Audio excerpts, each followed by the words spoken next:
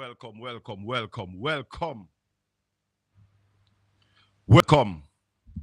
Yes, yes, yes, yes. Aye. We ready. We ready. We ready. 4 minutes, 5 minutes.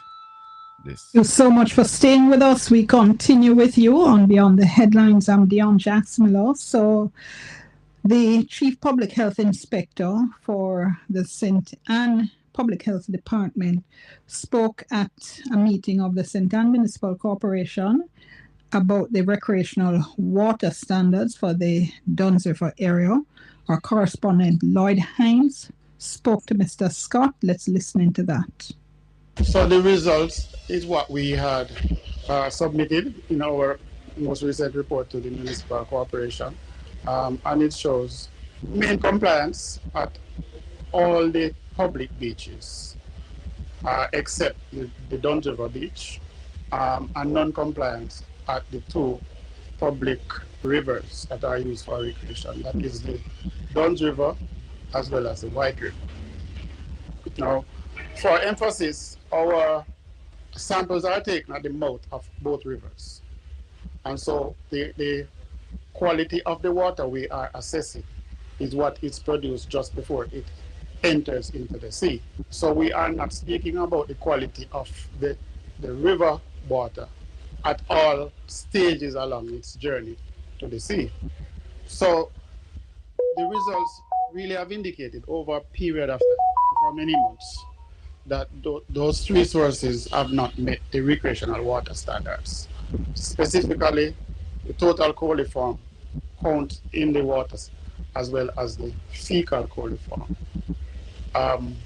And as part of the explanation, coliform is an indicator organism, an indicator microorganism in water. It indicates that there is the presence of dead and decaying plant or animal matter. So it could either be one or the other, or it could be both. Once the indicator organism is present, the samples are also tested for the presence of fecal coliform. That is to confirm that the coliform is from fecal matter. And for the supplies indicated that did not meet compliance standards, the standards were exceeded for both. They were not in compliance for both fecal and total coliform.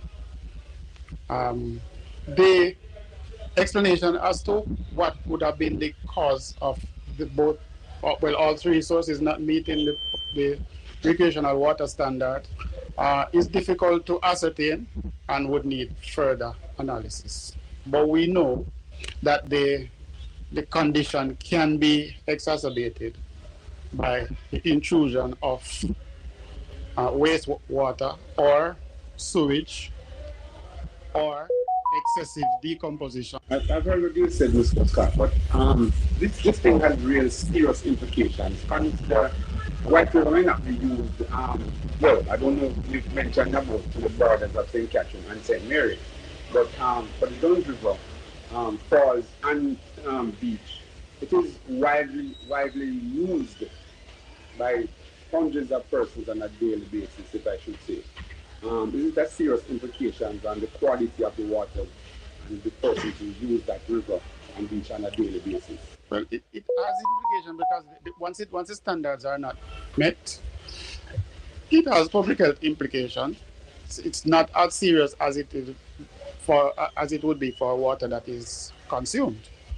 But as a recreational water, the quality is important to the health and safety of the users. And so it has public health. Share up the live, share up the live, share up the live. This morning it's going to be hot. Reporting. Share up the live, people. That the matter be looked at. This morning is going to be hot.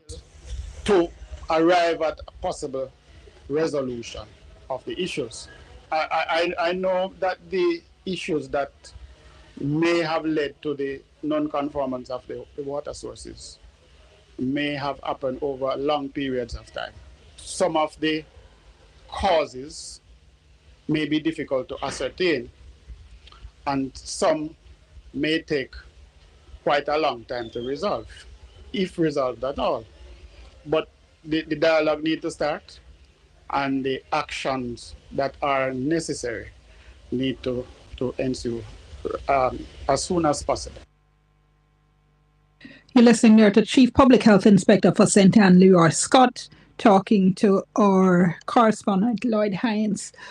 I have some stuff to say about this, but we're at the break, so let's go to the break. We'll soon come. So much for staying with us. We continue with you on Beyond the Headlines. I'm Dion Jacksmiller. So we shared it with you before the break, an interview our St. Anne correspondent Lloyd Hines did with the Chief Public Health Inspector for St. Anne, who was speaking about sampling that the health department had done that he said did not meet recreational water standards. Now, we had confirmed the mayor of St. Anne's Bay, Michael Belnavis, who was to speak to us, but we're now told that the Minister Matthew Samuda, who deals with environmental issues, will handle the issue instead.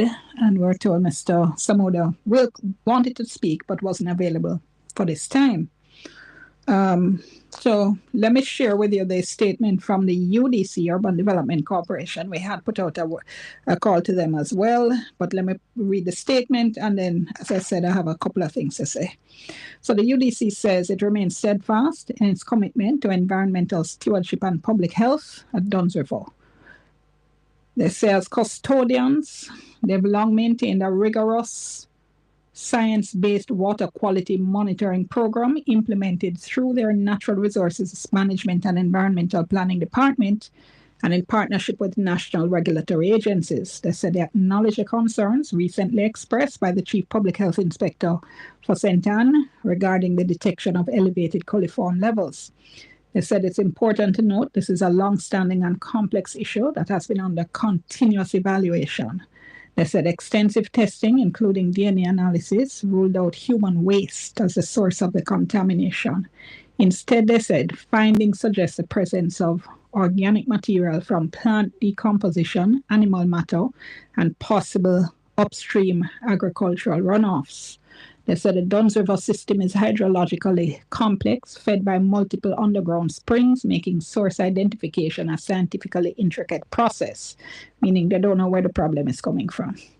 They say as part of our proactive management approach, UDC has implemented a number of safeguards, including routine microbiological testing to track environmental changes, vegetative buffer zones, and sediment traps to reduce surface runoff, zoning, and restricted access protocols in environmentally sensitive areas, ongoing staff training to uphold stringent environmental protection standards, and routine monitoring by environmental rangers.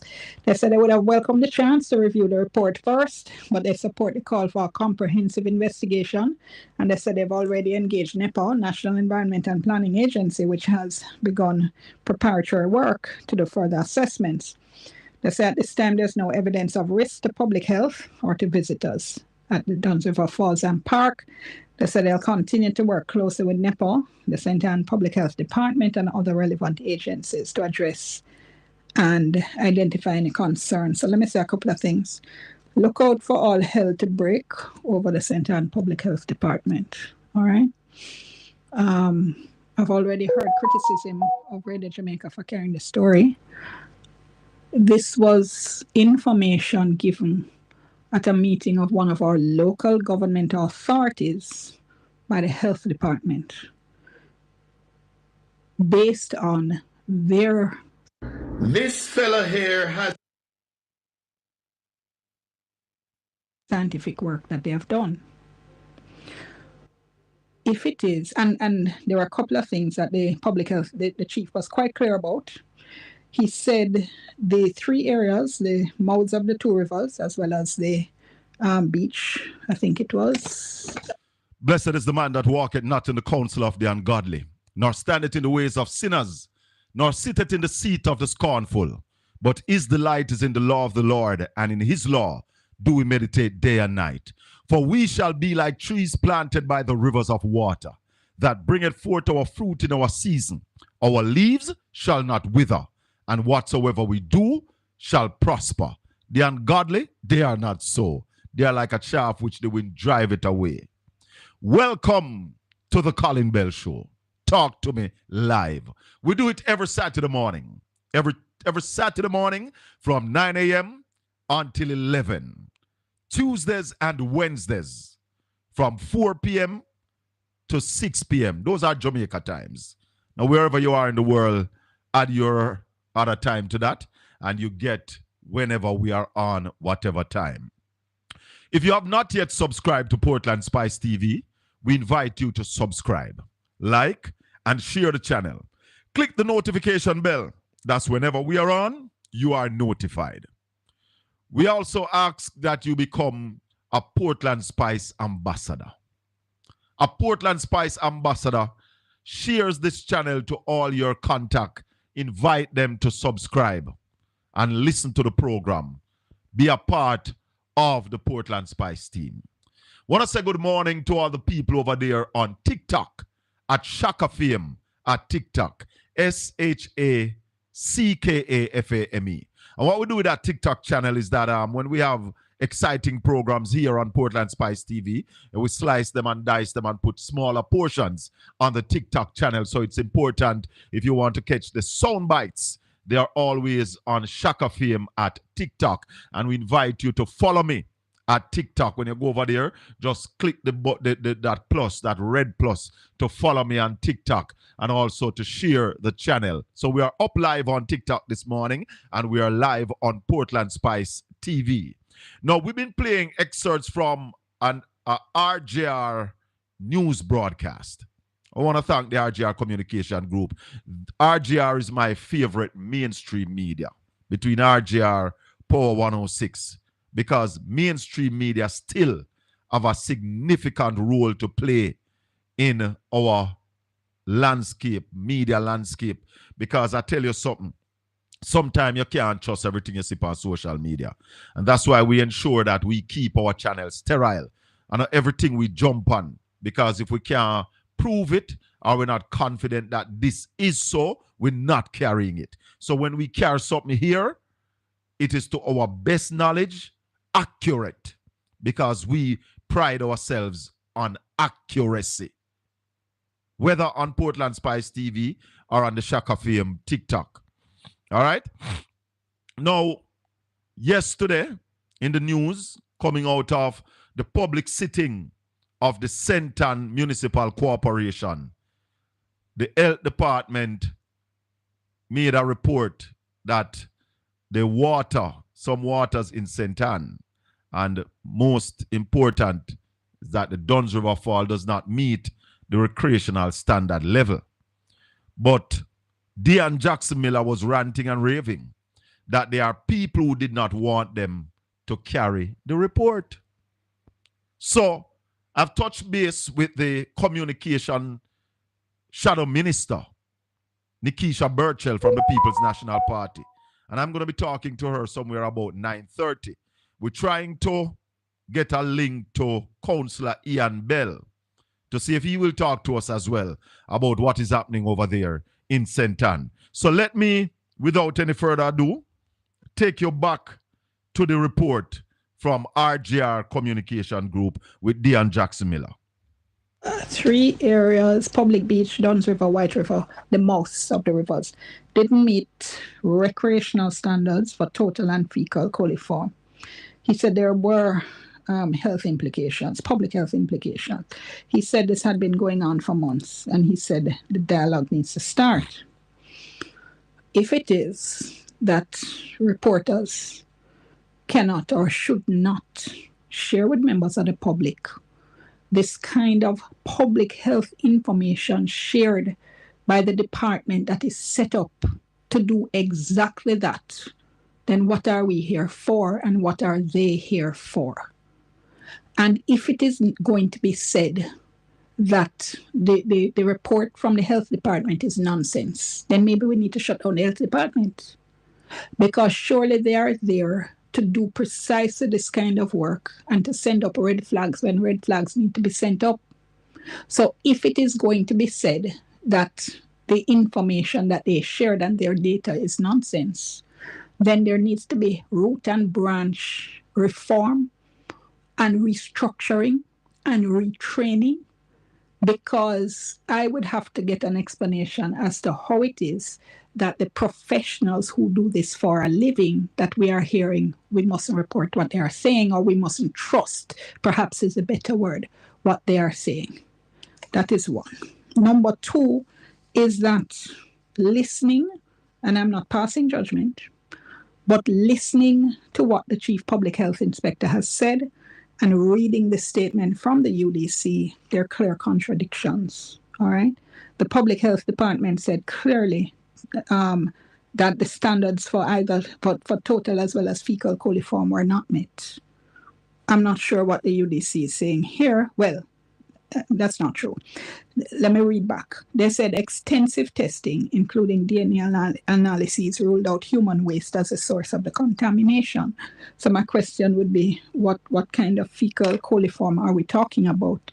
Because their findings suggest plant decomposition, animal matter, possible upstream agricultural runoffs.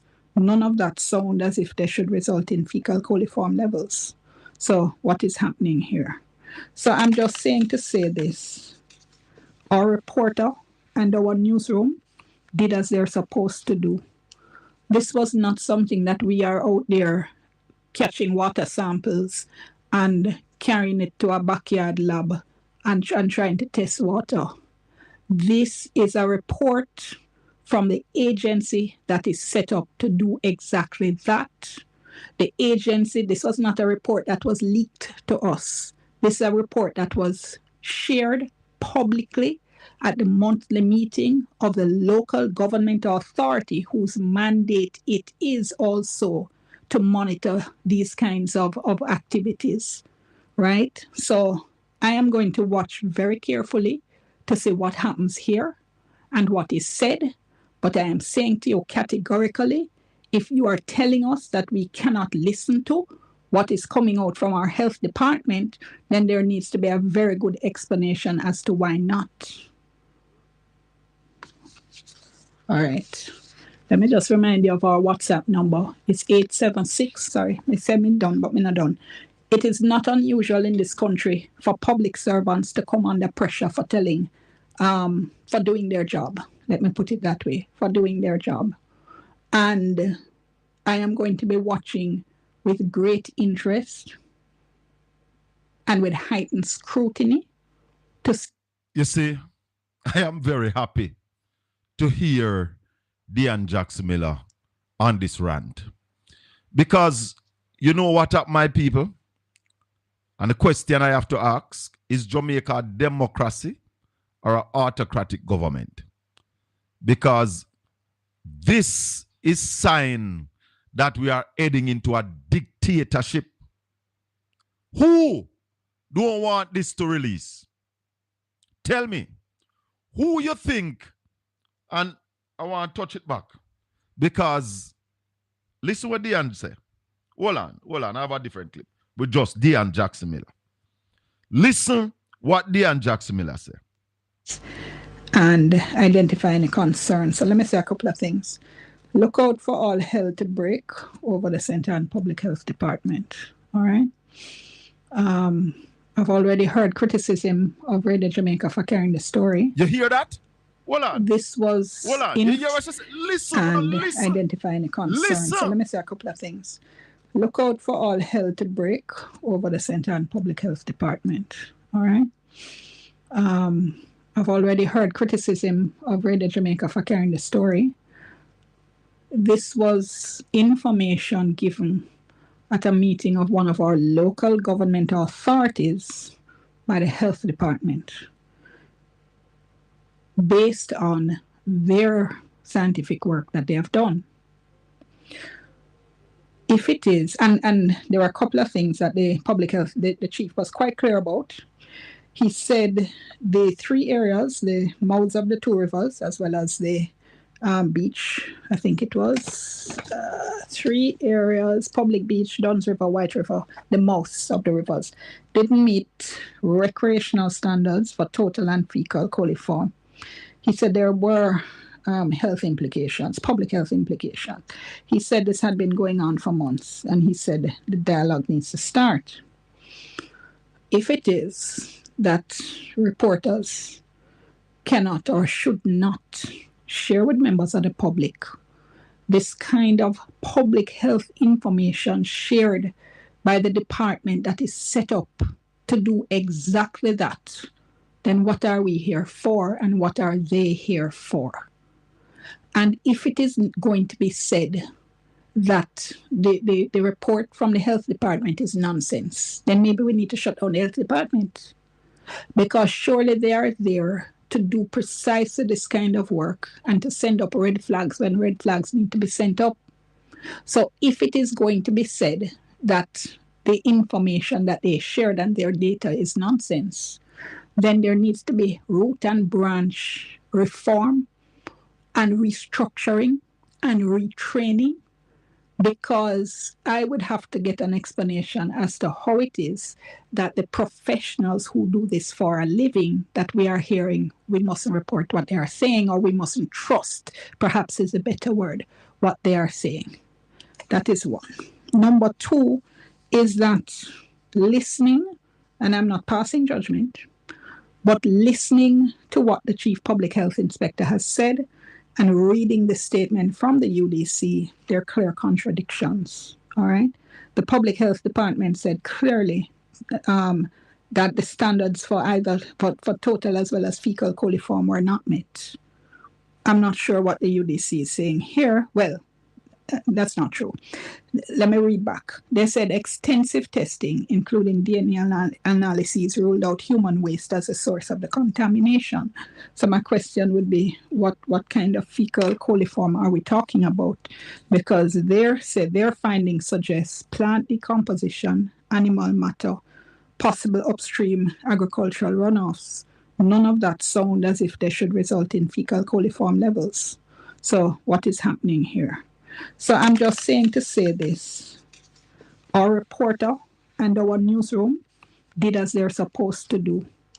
This was not something that we are out there catching water samples and carrying it to a backyard lab and trying to test water. This is a report from the agency that is set up to do exactly that.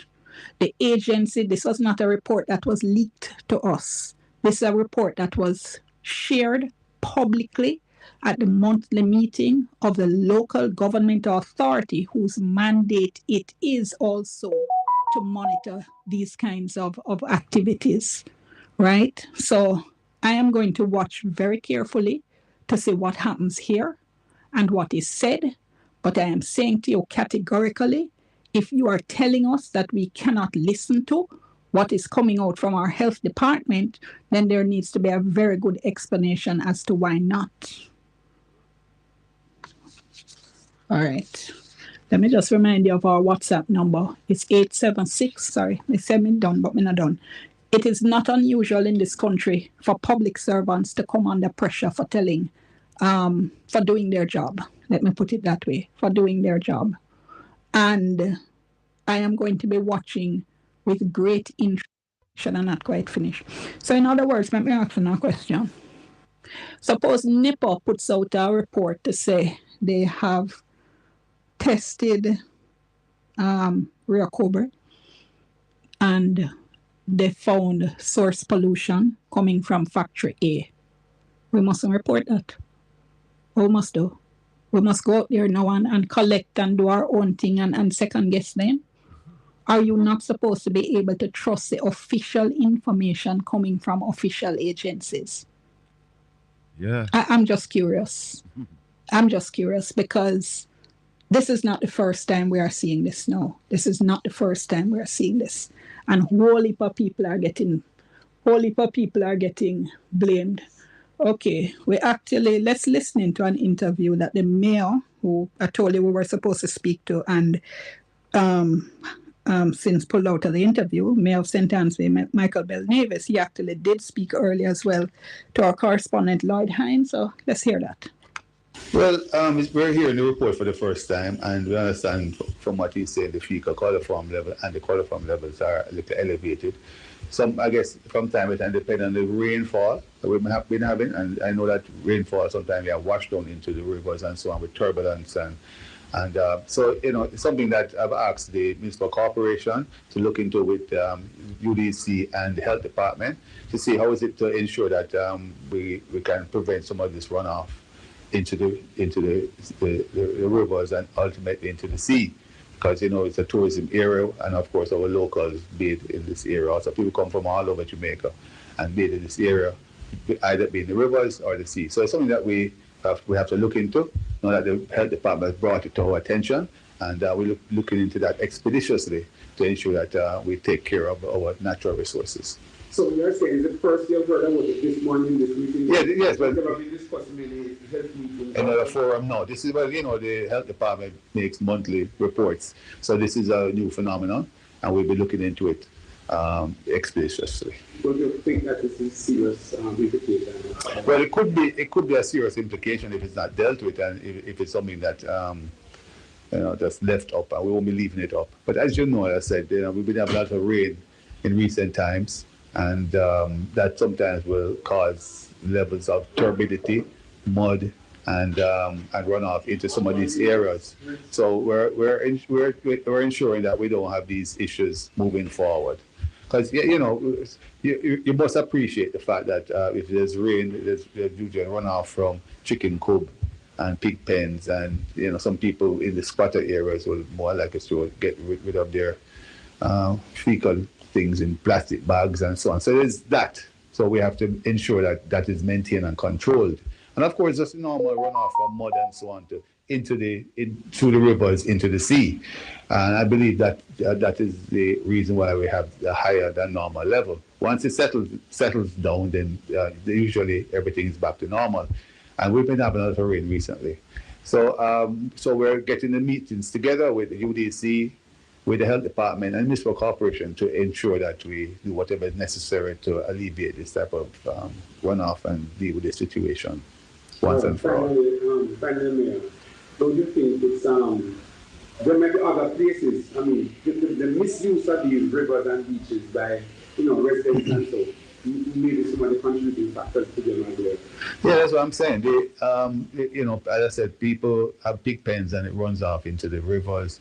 People dispose of their garbage into the rivers. People dispose of their pig pens, chicken coops. I mean, they all kind of run off, and it runs into the river and ultimately into the sea. And of course, the sea level gets contaminated with mud and turbulence and so on. So because of the high level of rain that we've been having, so the municipal corporation is going to have to ensure that we manage the situation along with the health department, the UDC, which controls Duns River, and of course White River, which is a major source of entertainment and water supply for St. Anne. We have to ensure that is maintained and managed. Also, National Water Commission plays a big part in that also, and rural water. So we'll be calling on all the agencies this week as a matter of urgency to get to the bottom of this and ensure that we have safe water. Not only for drinking, but for entertainment and pleasure in St. Anne. Listen there to the Mayor of St. Anne's Bay, Michael Bell Nevis. I saw the light. I saw the light. Somebody saw the light. Jamaica, since 2020, has fallen 16 places on the Freedom of Press Index. I think last week, Saturday, was Press Freedom Day. And last year, we have fallen 2 places for freedom of the press. So when you hear people like Idiot Hamid run out and want to crucify the press, what is happening in Jamaica right now? We are on the road to a dictatorship. And I played the clip this morning because I am happy that Dean Jackson Miller of RJR Communication Group, noted attorney at law, finally see the light.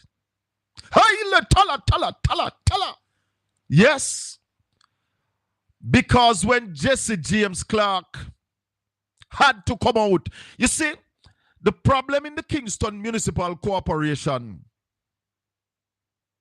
with contaminants in the drinking water, it shouldn't take Jesse James Clark to bring it because it was in the public session. And all media houses, and you know, there was a time in my life when I used to attend every public sitting of the Portland Municipal Corporation because they can't stop you. It's a public sitting. Media houses should be attending these. And like the reporter in St. Ann, congratulations and thank you, sir, for carrying the report. It shouldn't be Jesse James Clark. It should be the media who carry that report. But I don't know if reporters were at the KSMC and did not carry that report. And Jesse had to step out. And they were crucifying Jesse James Clark. And you hear Diane ball out early. She holla early. And I want to go back to our first hollering. She holla. And identifying the concern. So let me say a couple of things. She holla. Look out for all hell to break over the St. Ann Public Health Department. You hear that? I've already heard criticism of Radio Jamaica for carrying the story. Why would anybody criticize Radio Jamaica for carrying the story? Press freedom. We're calling for Andrew Holness and him gang to leave the press alone. Step back. Back up. Tell her. And allow the press to do their work. We employ public health inspectors to go around and do these things. Check out if everything is all right for the safety of the public. And when they come with their report, they should be protected. And when they come with their report, the media should be allowed to carry it unhindered. Yeah, call me early. Morning. Hello, good morning. Good morning. How are you? Hold on there, man. Hold on there. I wonder if... Good morning. Morning. Welcome, Marsh. Hold on there. Talk to me, Marshy. And then why you... Hold on, Marsh. Go on, talk, Marsh. We can fix this. Have a problem. Because this thing about freedom of speech, they want you to be free, but you feel dumb when it comes to certain things. Talk to me. What can go so? Hell no. Hell no. And hold on.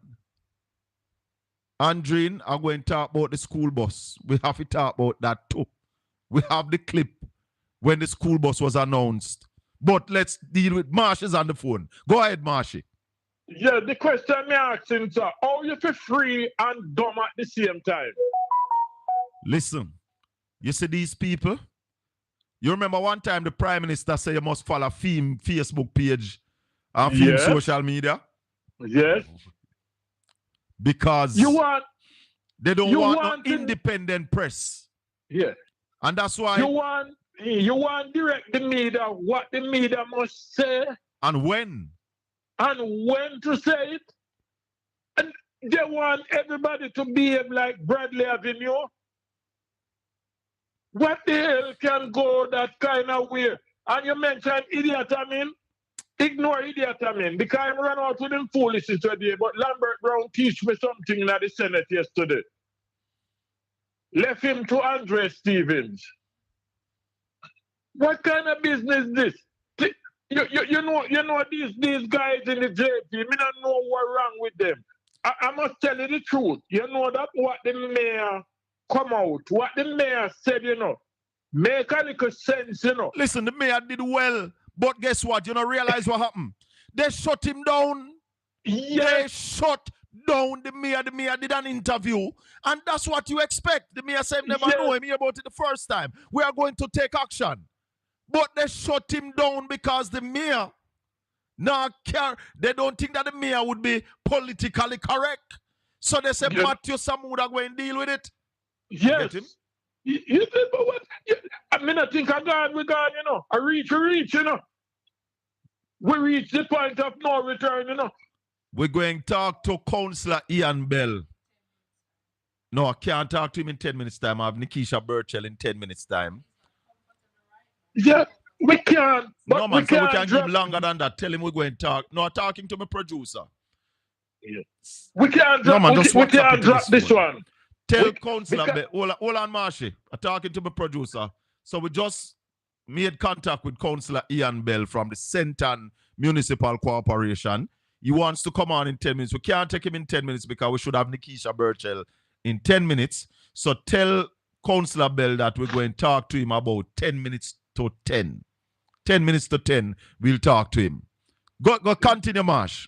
Yeah, when Jesse James run out today and come talk, yes, about local government.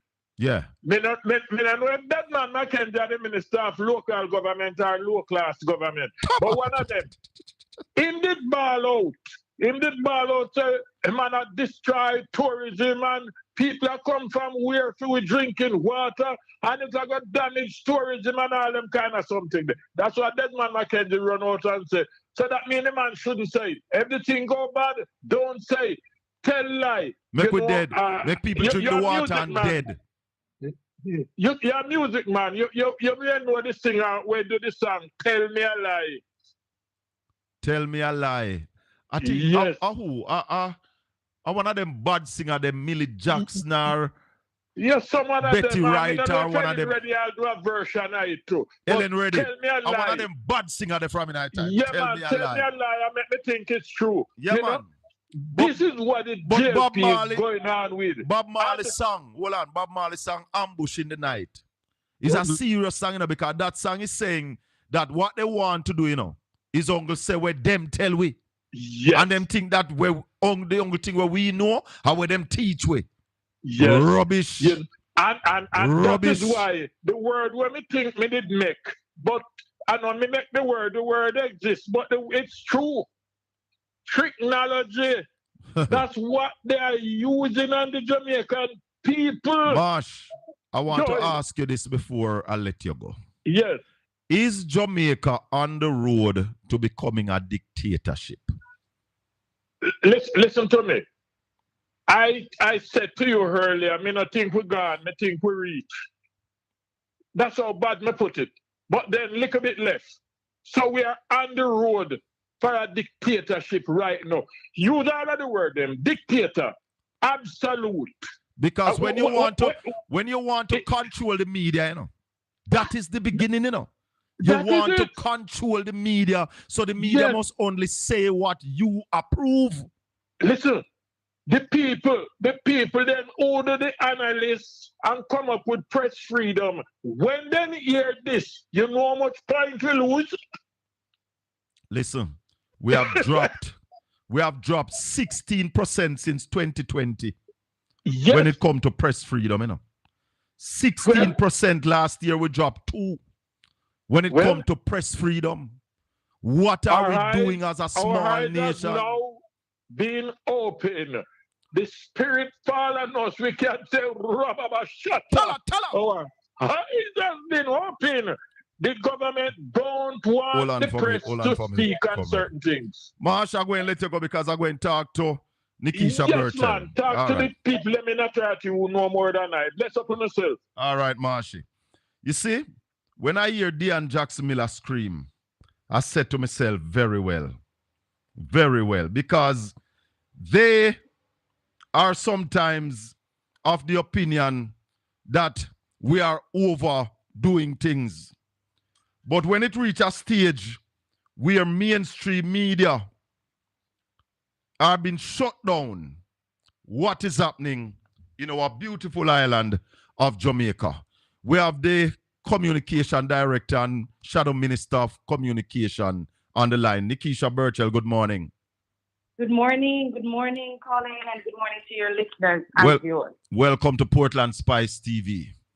Thank you for having Nikisha me. Burchell, we heard this thing about Dunn's River not meeting recreational standard. That is frightening, but that can happen. And any government in power that happen, then you need to put things in place to fix it. But why I call you this morning, because the frightening thing is when I heard Dean Jackson Miller said that people are already saying that the RGR communication group should not carry the report. What are your views on that? Well, for me, it was disturbing but not surprising. This, for me, raises important issues. It's about public health.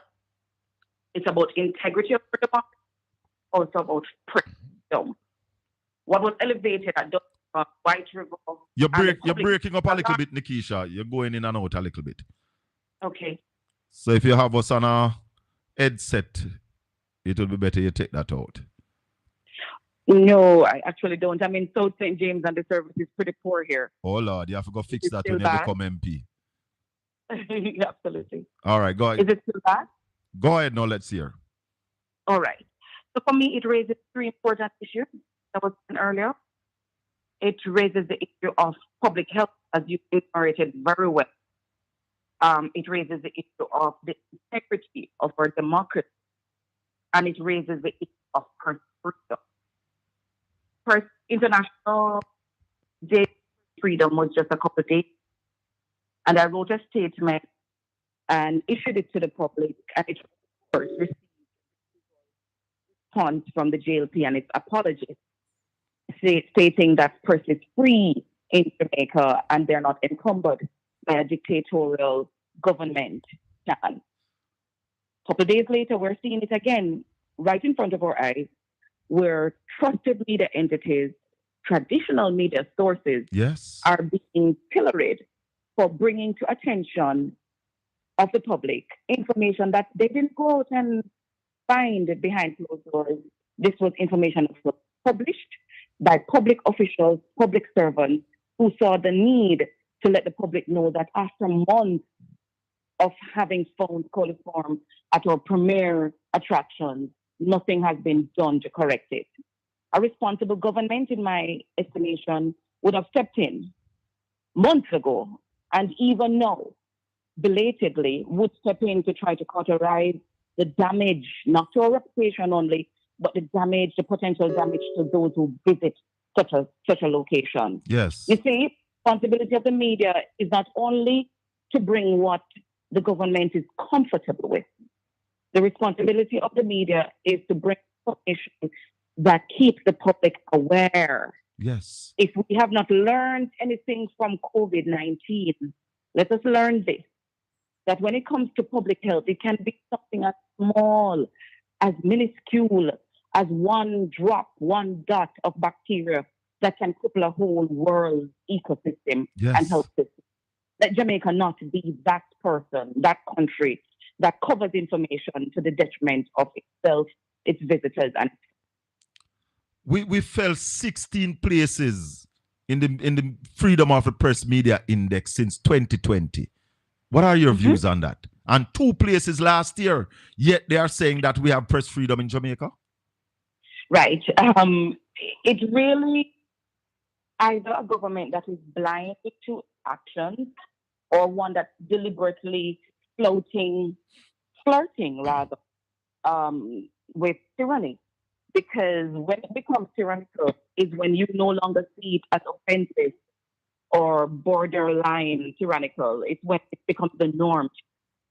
So I'm not surprised by the response of the government to assertion that they're flirting with dictatorial tendencies, because dictators don't know they're dictators some of the time. Right. But it is the responsibility of the media, which is the third estate in this public sphere, to help to hold them accountable when they've lost their way. For me, Jamaica has really been a shining example for what press freedom should look like over the years.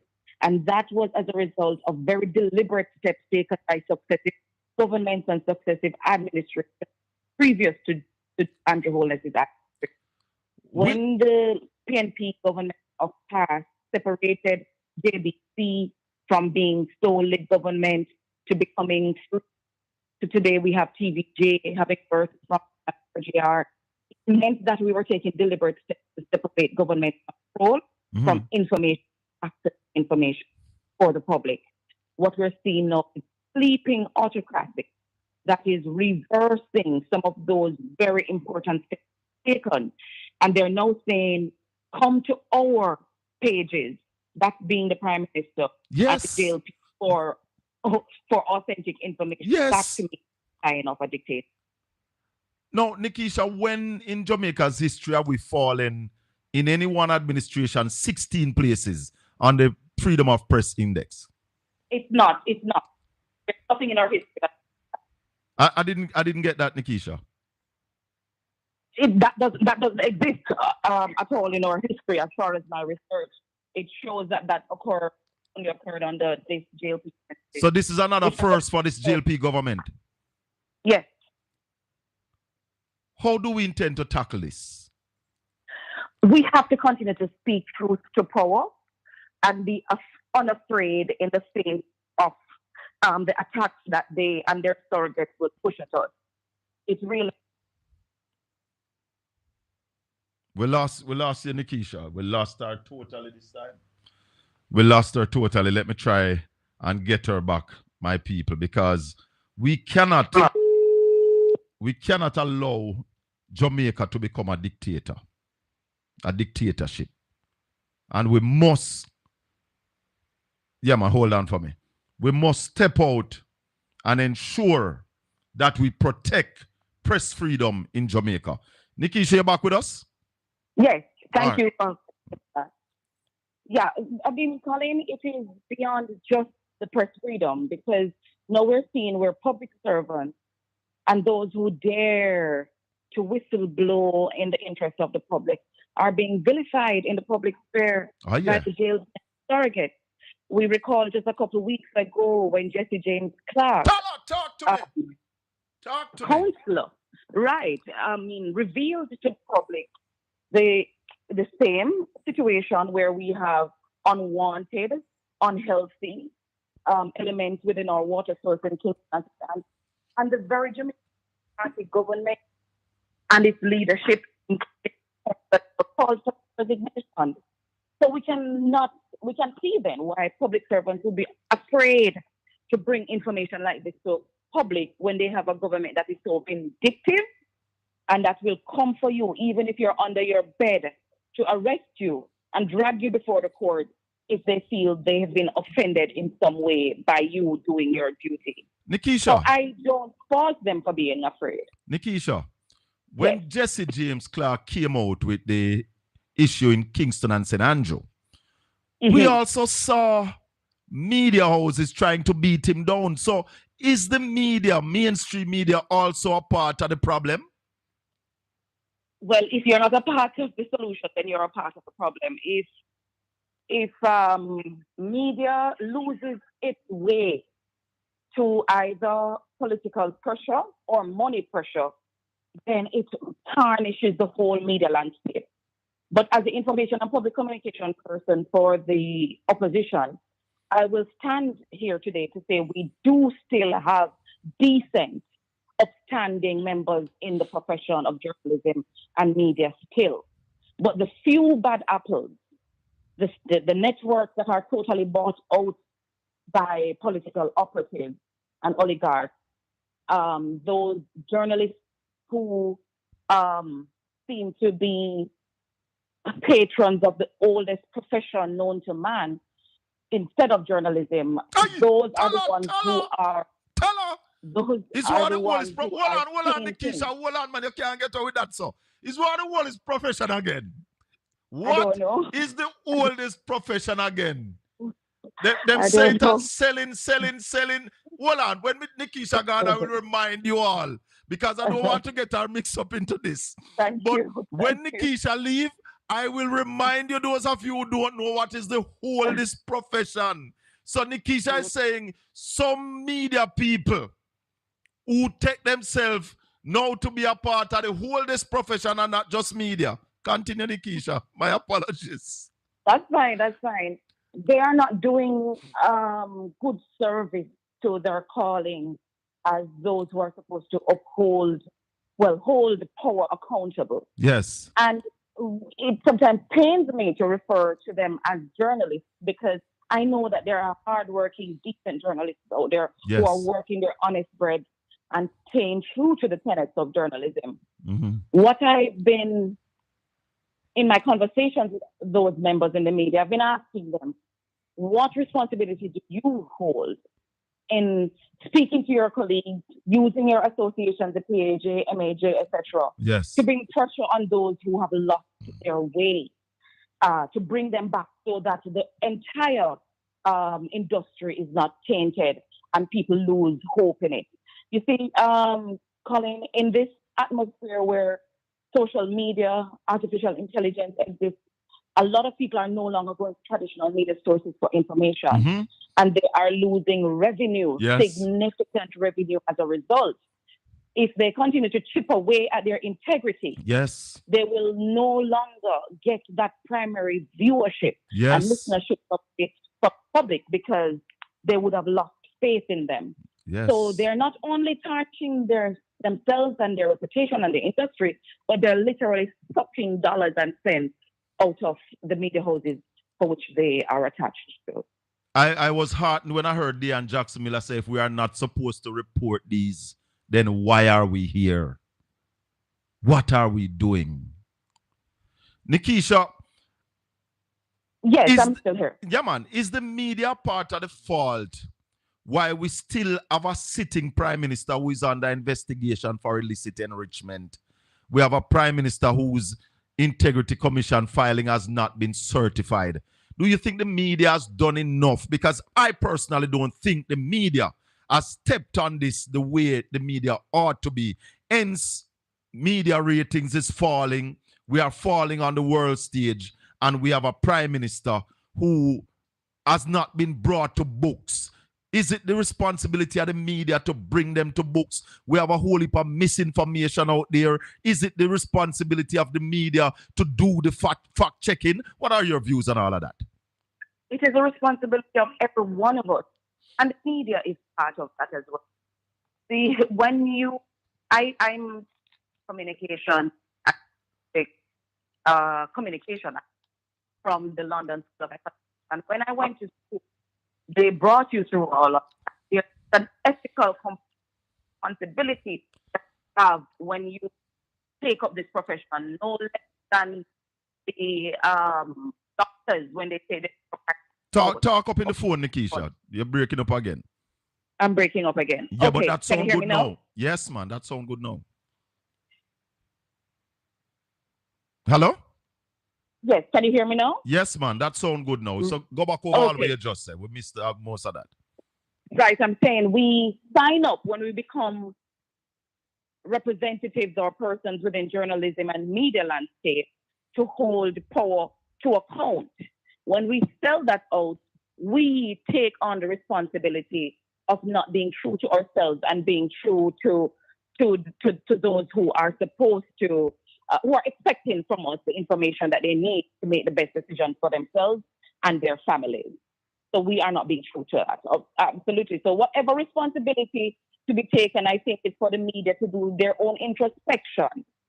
The opposition will continue to call on them to become active partners in this democracy. And a part of being active partners in holding the democracy is holding the government to account when they shirk their responsibility of transparency and accountability to the public. Nikisha, finally, give a charge to the journalists and the media practitioners and broadcasters of Jamaica. To those who may be listening from the media fraternity, you have toiled years.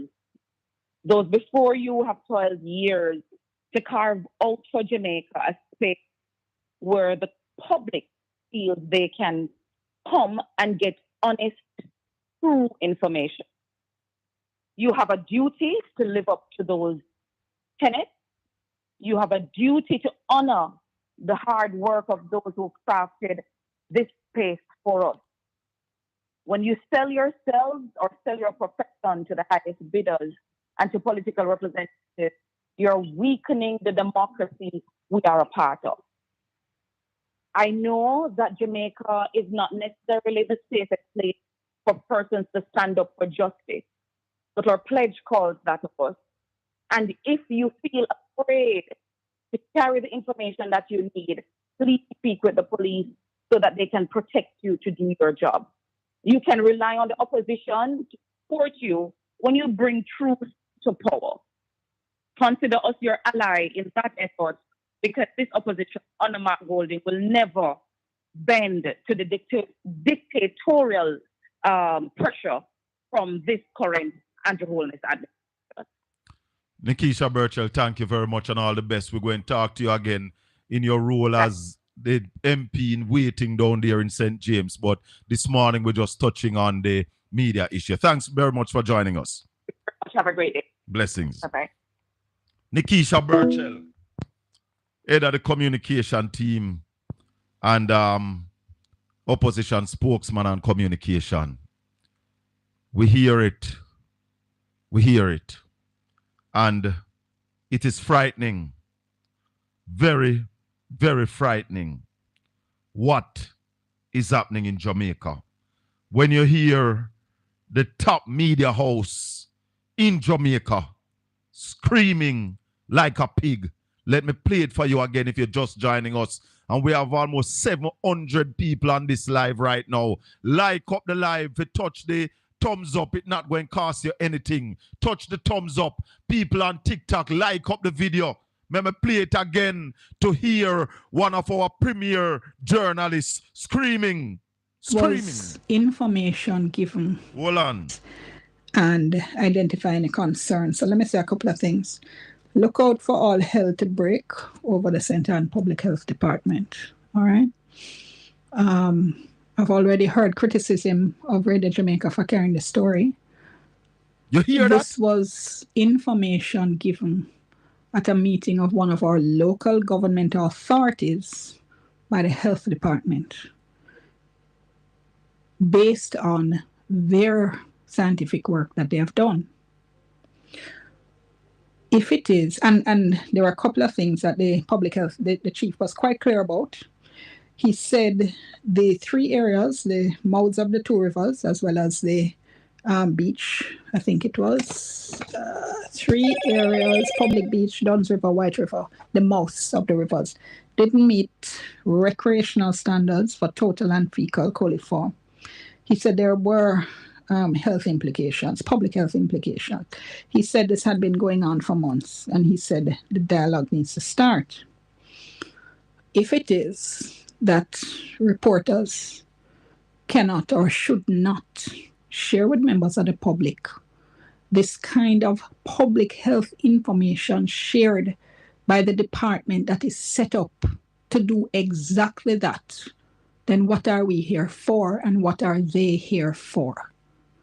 And if it isn't going to be said that the report from the health department is nonsense, then maybe we need to shut down the health department. Because surely they are there to do precisely this kind of work and to send up red flags when red flags need to be sent up. So if it is going to be said that the information that they shared and their data is nonsense, then there needs to be root and branch reform and restructuring and retraining, because I would have to get an explanation as to how it is that the professionals who do this for a living that we are hearing, we mustn't report what they are saying, or we mustn't trust, perhaps is a better word, what they are saying. So, you hear all of that? Well, let me say something. I went to a media workshop the other day, and there are also international agencies that will help to protect journalists. So it's not just the local police. There are international agencies that will help to protect media people. And, you know, we cannot be afraid. If you are afraid, then you can just leave the profession to people who are fearless. Because in this Jamaica land we love, if you are serious about protecting this country, then you have to know that things will come at you. Things will come at you. And therefore, you have to be ready. You can't just afraid of people, so. May I tell you that? And that's why, you see, I am here on a Saturday morning. And when I come, I don't afraid. Because I talk my thing, you know. I talk my thing. And once it is the truth that I am speaking, I care less. I care less. You know, if you are fearful, Claude McKay says, hold on, man. Let me get this. Claude McKay says, if we must die, let us die like men and not like pigs. Let us die like men and not like pigs. Because it's one thing I can assure you, that you're going dead one day. None of us are here to live forever. You understand? None of us is here to live forever. And let me see if I can find Comrade Ian Bell. Councillor Ian Bell, minority leader in the St. Ann Municipal Corporation. Councillor, hold the line for me. I can connect you. Hold the line for me, the councillor. Because we want to know what is happening down there in St. Ann. And we talk about the media part of it a while ago. Now we're going to talk about what is happening in St. Ann. So we have Councillor Ian Bell on the line. Councillor, welcome to Portland Spice TV. Thank you for having me, and good morning to your listeners across the length and breadth of Jamaica and the world at large. Now, both of us are Bell, but we like to call ourselves Trumpet because we no ring on the side. Well, I normally tell people that it is name but not nature. Thank you very much.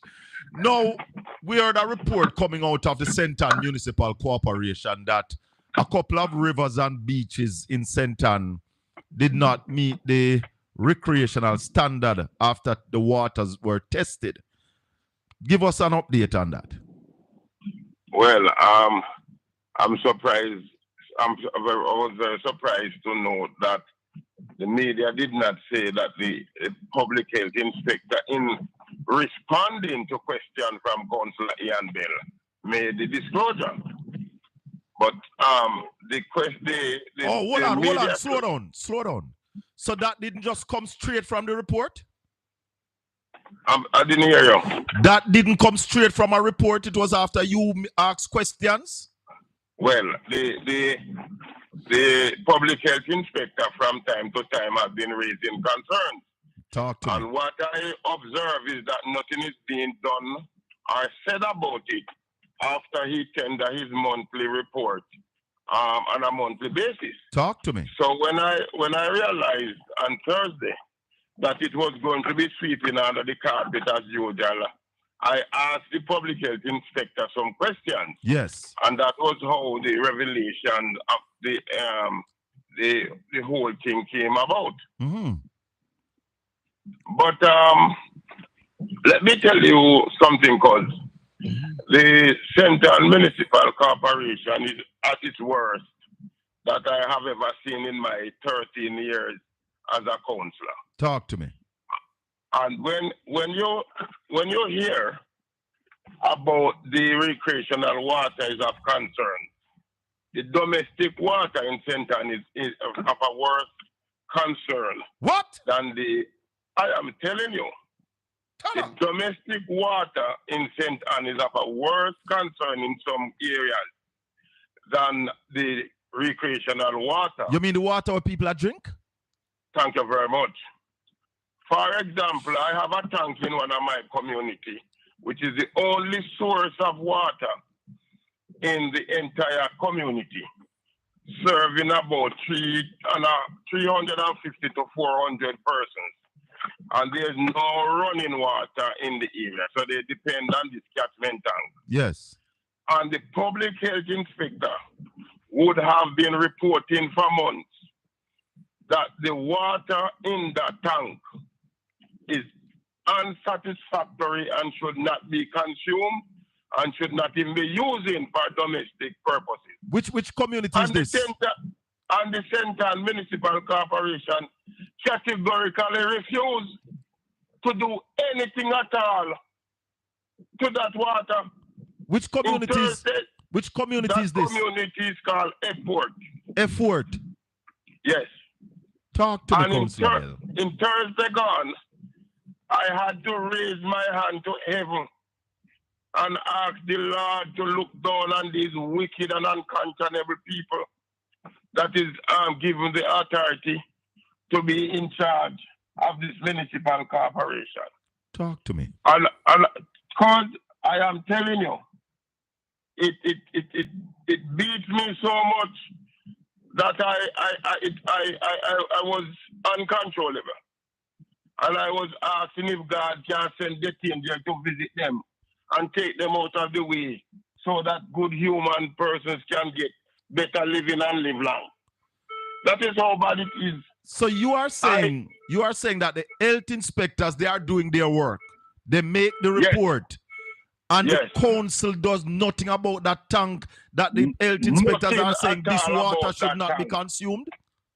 But that is not the only tank, sir. Talk to me. I have 13 wayside tanks in my division, and not one of them have not been cleaned in the past 3 years.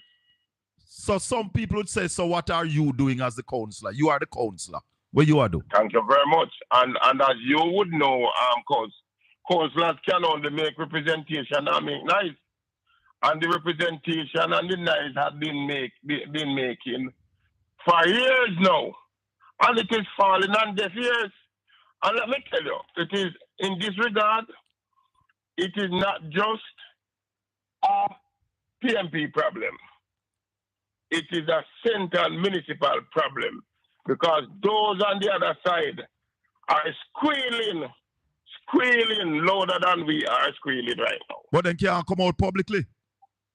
But they can't come out publicly because even the other day, one media reporter put the mic into one of them hand and asked for some comments on the condition of the tank and so. And his remark was, I can't say anything, I have to protect myself. Huh? Tell her. What do you mean he have to protect himself?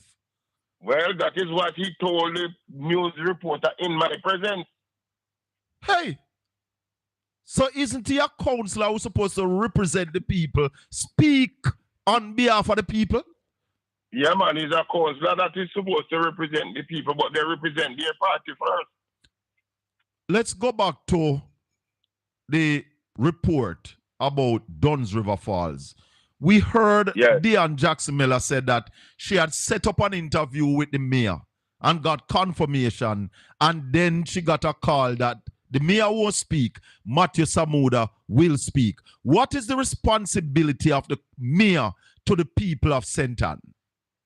Well, let me tell you the truth, you know, sir, and people might say I'm being disrespectful, you know, sir. But that mayor don't know say today and Saturday, you know, Colin. What? He don't know say today and Saturday. No, but Councillor Bell. And on Thursday, just a minute. On Thursday, I would have laid the blame at the feet of the Jamaica Labour Party for recycling him and put him back there. He's been recycled and put back there. And I don't know for what reason, because I am quite sure that there are other persons out there who knows it is Saturday on that side. Tell her. But I heard him in an interview done on Thursday with a RGR reporter. And him never sound so bad. But the funny thing that happened, you have to understand that he would try to put on his best face into a camera. Yes. And he would take some time and persons would tell him what to say. Talk to me. That's how bad it is. People will tell him what to say. And they might write a little something, give him. But the minute he move away from the script, then you will understand. Fully done.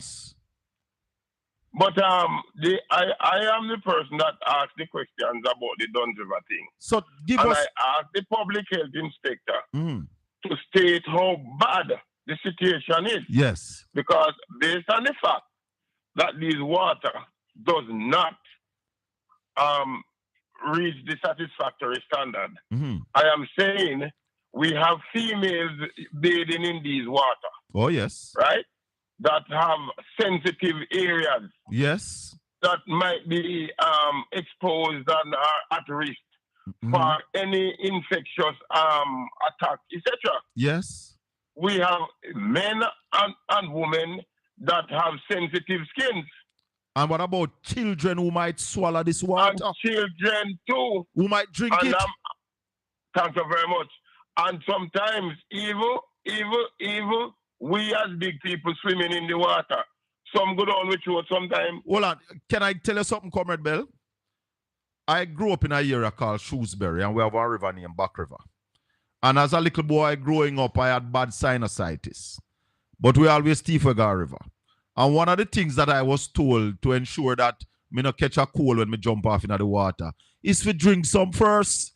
No, yes, I wet your head. Wet your head with some and then drink some. I grew up as a big man doing that. Any river me go, me drink some of the water. Yes, sir. So, what are we going to be doing going forward? About my understanding is that efforts are now being made to have dialogue. Mm-hmm. That is what the CEO get up and said on Thursday when the pressure and the heat was turned on. Yes. That they are going to be having a dialogue with other stakeholders to see what is the best remedy. Yes. But Ian, the public health inspector is saying that he's not aware that persons use that water to drink. I am aware that the persons go there and catch water. I am aware that they take home for domestic use. Oh. You see, Shenton, Colin, have the most rivers and the most water, but the less distributed water to the people. Yeah, like Portland. We have a whole heap of water, but we have a distribution problem. Thank you very much. Like, for example, the division that I serve, only have 79% of potable water, sir. So 21% of your division have no running water? No, I am saying 71% don't have potable water. Don't. Hold on. So you're saying only 29% of your division have running water? Thank you very much. That's exactly what I'm saying. But some people would blame you right away. You've been the councillor for 13 years. What is happening? No, man. No. I have been the councillor for 18 years. 18 years? And yes, and I am proud to say that I am the councillor because all the records will reflect the representations that have been made on behalf of the people that I serve. For your records will reflect. For the 18 years that you have been in councillor, how many of those years the PNP has been in power? Just about one term, which is from 2012 to 2016. 16, right? So only 4 years. And I'm very happy. Out of that term, I get out of the 21%. Yes. Out of that term, I get 11% being addressed in that period. So you're nothing else. So you're saying for 18 years, you have been a councillor. 14 of those 18 years is under GLP administration. And you have gotten very little. Very little. But the world knows, sir. The world knows because it is common to say that when it is not your dance, your record don't play. Hallelujah, hallelujah, hallelujah. What is happening in St. Ann? The Yeah, parish. and more is happening in St. Ann, because dog Dick is biting dog down there now, Colin. How we are say? Hold on. Dog Before bite. you go any further, I heard you in the council the other day, and I made a TikTok out of it, saying that you have an area that since burial them not get back electricity yet. That's out now? Until now. Where you say? Until now. And the superintendent of roads and works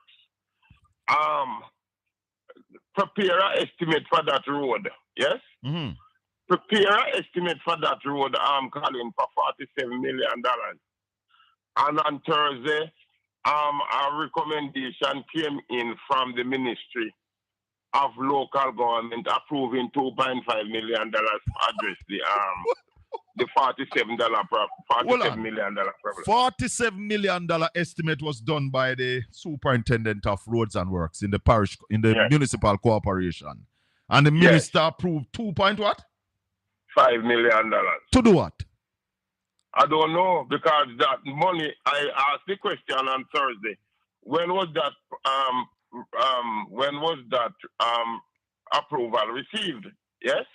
And I was told that it was received from the 17th of April.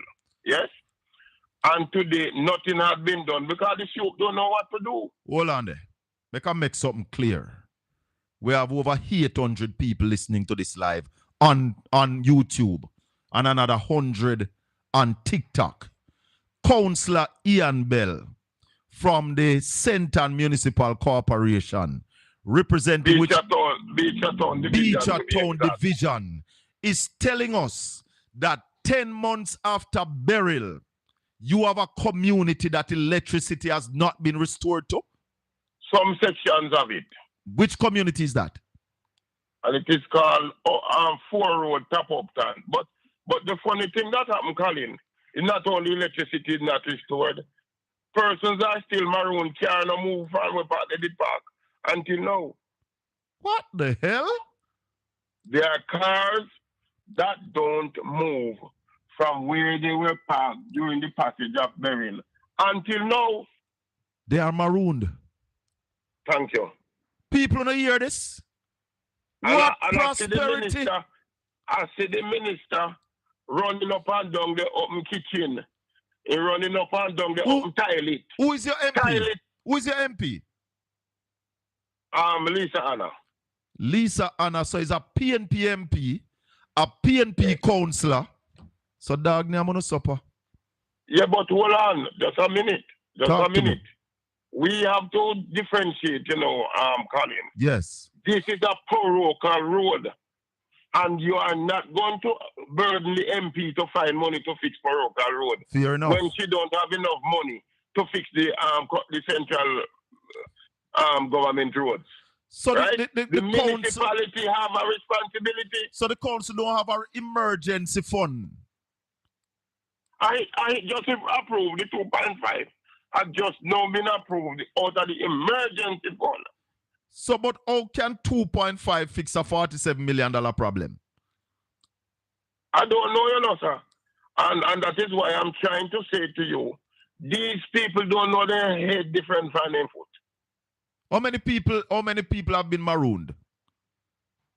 In that community, and let me tell you something, it is actually named after one of the upscale community in the division, because when you go down there, you don't see any shacks down there, down there, sir. Right? And you don't see no squalor down there. Remember, one of them did say them that living in no squalor. Right. Right. What just having that community is 3-story and 2-story houses line the community go right through, sir. So give me an idea about how many people live in the area that has been marooned. A pretty 200, 220. So hold on there. The government don't know this? The minister of local government don't know this? And I'm saying to you, Mr. You said the man busy opening toilet. Him can open toilet down about the Ocheras market. Toilet. And that them busy doing. And 200 people can't move. No, man. No, man. This need crowd. This needs crowd, Comrade Bell. They need more than crowd. Well, I guess as soon as they call the election and we have a PNP administration, you will have to fix it. Then you will have no excuse. Thank you. Then you will have no excuse. But and Colin, talk to me. I have been coming on that attack on a daily basis because they are saying it is because of pure labor right live down there. Why me not do nothing to fix it? But I heard you in the council calling down the Almighty upon them. Thank you. I heard you in the council. That's when me see it. Me make a TikTok out of it. Thank you. It's on my TikTok page, people. With Comrade Bell saying top up ton. People live there. And that's why I asked you about it this morning. Thank you, sir. Somebody in the chat room is saying Lisa Hanna needs to speak about it as well. You need more voices on it. Comrade Russell need to speak about it as well. There needs to be a choir on this. Over 200 people marooned since Beryl, have no electricity since Beryl, in a country where we have so much money at Dashway, left, right, and center.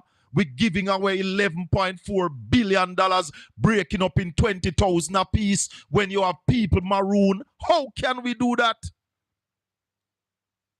And you know, Ian, I'm calling, let me be frank with you. No, man, Ian is fine, you know. Remember, I'm near Ian too. Right. Let me be frank with you. I have never seen the Central Municipal Corporation in the in this condition. And the worst part about it, you know, sir, the worst part about it is that the CEO, that the minister plant down there, him handpicker and planter down there, take her from Portland. I don't know if the Portland people weren't suffering and squealing because she believes that she is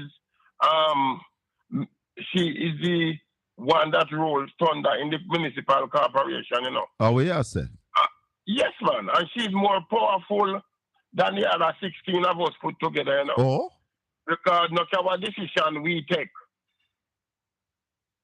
and it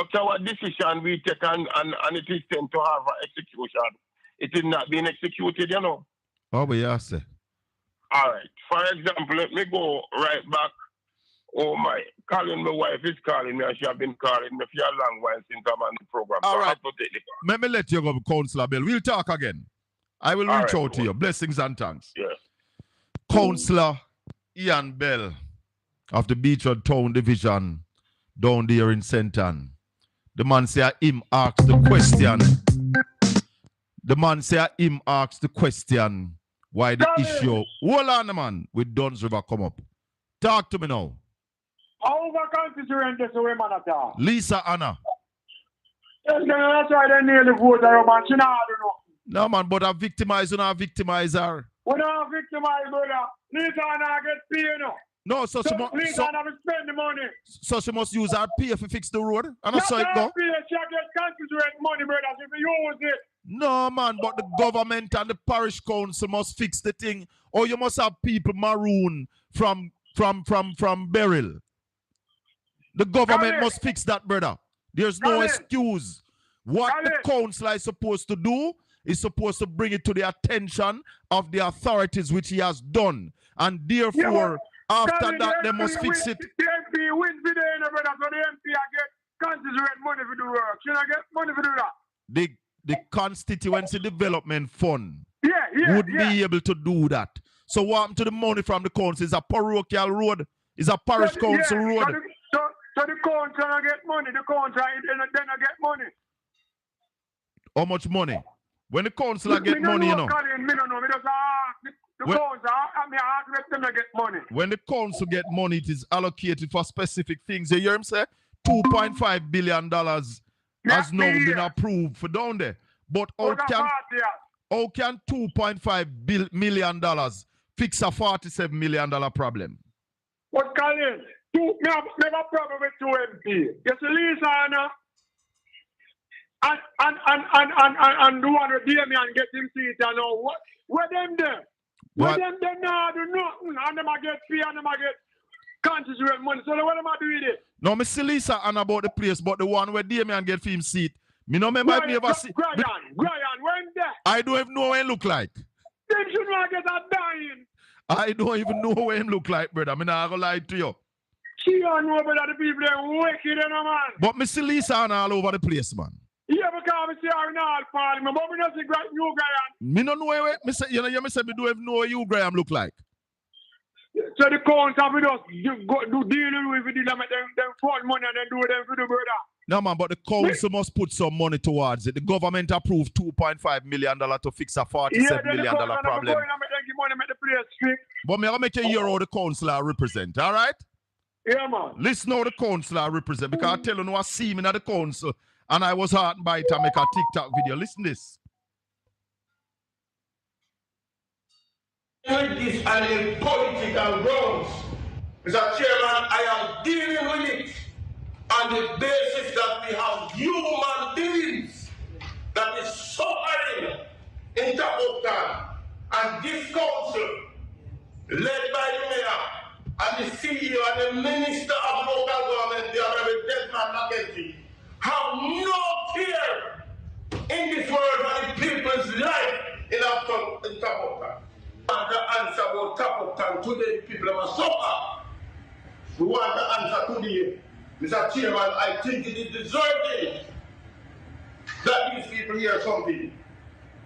Not even current in certain sections of the place, because the JPS trucks go down in the office. Not even current.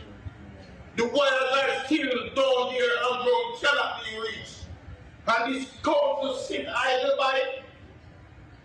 Mr. Chairman, I need to hear something today about Tapoktan. And the people of Tapoktan want to hear that disgrace and a wicked act to this uncaring government. I want to hear something today, Mr. Chairman. I want the CEO to come make a plan to the permanent secretary. She's the one you can talk to. And will come back and make the world hear what she's saying. What you just say? I didn't hear what I said. Give time. What are you talking about, Mr. Chairman? What are you talking about, Mr. Chairman? Give time for what? Yes, man. So we don't come back next month and they give time, and come back the next month and they give time, and the people continue to suffer. What is it that you are saying? You know, Mr. Deputy, you know that it is an unconscionable act by whoever orchestrated it, because it is not just like that. But in your deeds, remember, I don't live there. In our own deeds, you don't make up and plan up or whatever, I don't live there. And the majority of people, as was said to the mayor, that I don't pay them mind because I know the majority of them are the right. That's what they told the camera and the mayor and the shoe when they went there. So, I am not dealing with this on a political grounds. Mr. Chairman, I am dealing with it on the basis that we have human beings that is suffering in Tapoktan. And this council, led by the mayor and the CEO and the Minister of Local Government, the Honorable Desmond McKenzie, have no fear in this world for the people's life in Tapoktan. And the answer about Tapoktan today, people must suffer. We want the answer today. Mr. Chairman, I think it is deserving. So, that was the man you heard me had on the phone a while ago, standing up in the Central Municipal Corporation and calling for assistance for the people of Tapoktan. You see, this political victimization, because the councillor is a PNP councillor and the MP is a PNP MP. The man said the superintendent of works did an estimate to sort out the road down there to assist the people. Came up to $47 million. And the government the government has allocated 2.5. Talk to me, caller. Yeah, good morning, Colin. Morning. Yeah, this is Small. My name's Small. I have 2 points. My 2 point is the media houses, they need to take some blame for what is happening in the country. They need to take some blame because they allow this government to get away with so much. Yes, man. There's no professional like in journalism, like investigation journalism to investigate. I don't know if they're afraid because it's government show clear dictatorship. Yes. Towards everything. So maybe they're afraid. But they should do their job, and some of them really not. It's like they don't care, or I said maybe they're afraid. So some of them singing for them dinner. Some have been bought and paid for, and some are afraid. Yeah. And my next point is, first of all, I'm a Christian and I'm a minister of the gospel. The church also need to take some blame. The church needs to take some blame as well. You have the council, you got umbrella group of churches, right? That's what, You hearing me? I am hearing your caller. Go ahead. Yeah, the umbrella group of churches the churches as a whole need to take some blame. The church, I'm a Christian and I believe the church, you have to point out what is going on in the society and what the government is doing. Remember, the church cannot cover up nothing, The church had to speak. If they are Labour or PMP, pastor or Christian, you have to lay it aside and you have to speak the truth. And everything when what Jesus does, he makes sure he stay on the side of the poor people. And when the oppression is going on, there's no one to speak because most of these churches are aligned. They are aligned, so they are not speaking the truth as how it ought to be. So I blame them also, which I am a Christian and I'm a preacher, and I believe in people just standing up for the right of the Jamaican people. People are too silent in this country, and that is the problem that is going on. All right, my brother. Thank you. There's another issue that we decided to deal with this morning. And earlier in the week, I told you that I wrote a message to the MP for West Portland and the Minister of Transport, inviting him to come on the program to talk about the school bus system for Portland. Let me tell you what was said. Listen to this. Many of you know the family members or one of the schoolmates of the children that have been in a terrible accident down here in Portland. After losing so many children, I was as someone who used to get up at 4 a.m. in the morning to walk 3 miles to catch a bus to go to high school. Rural transportation is something that is dear to my heart. Because in Kingston, you have JUTC that is subsidized. Many of us parents in here pay more money for our children's transportation than we pay for their school.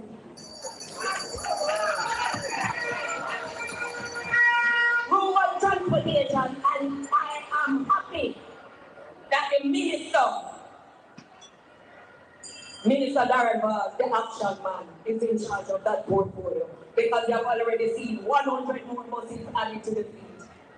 And tonight, I want to say to you that because of my commitment and knowing the pain of walking, and walking back home after that, we have procured 2 full buses for East Portland.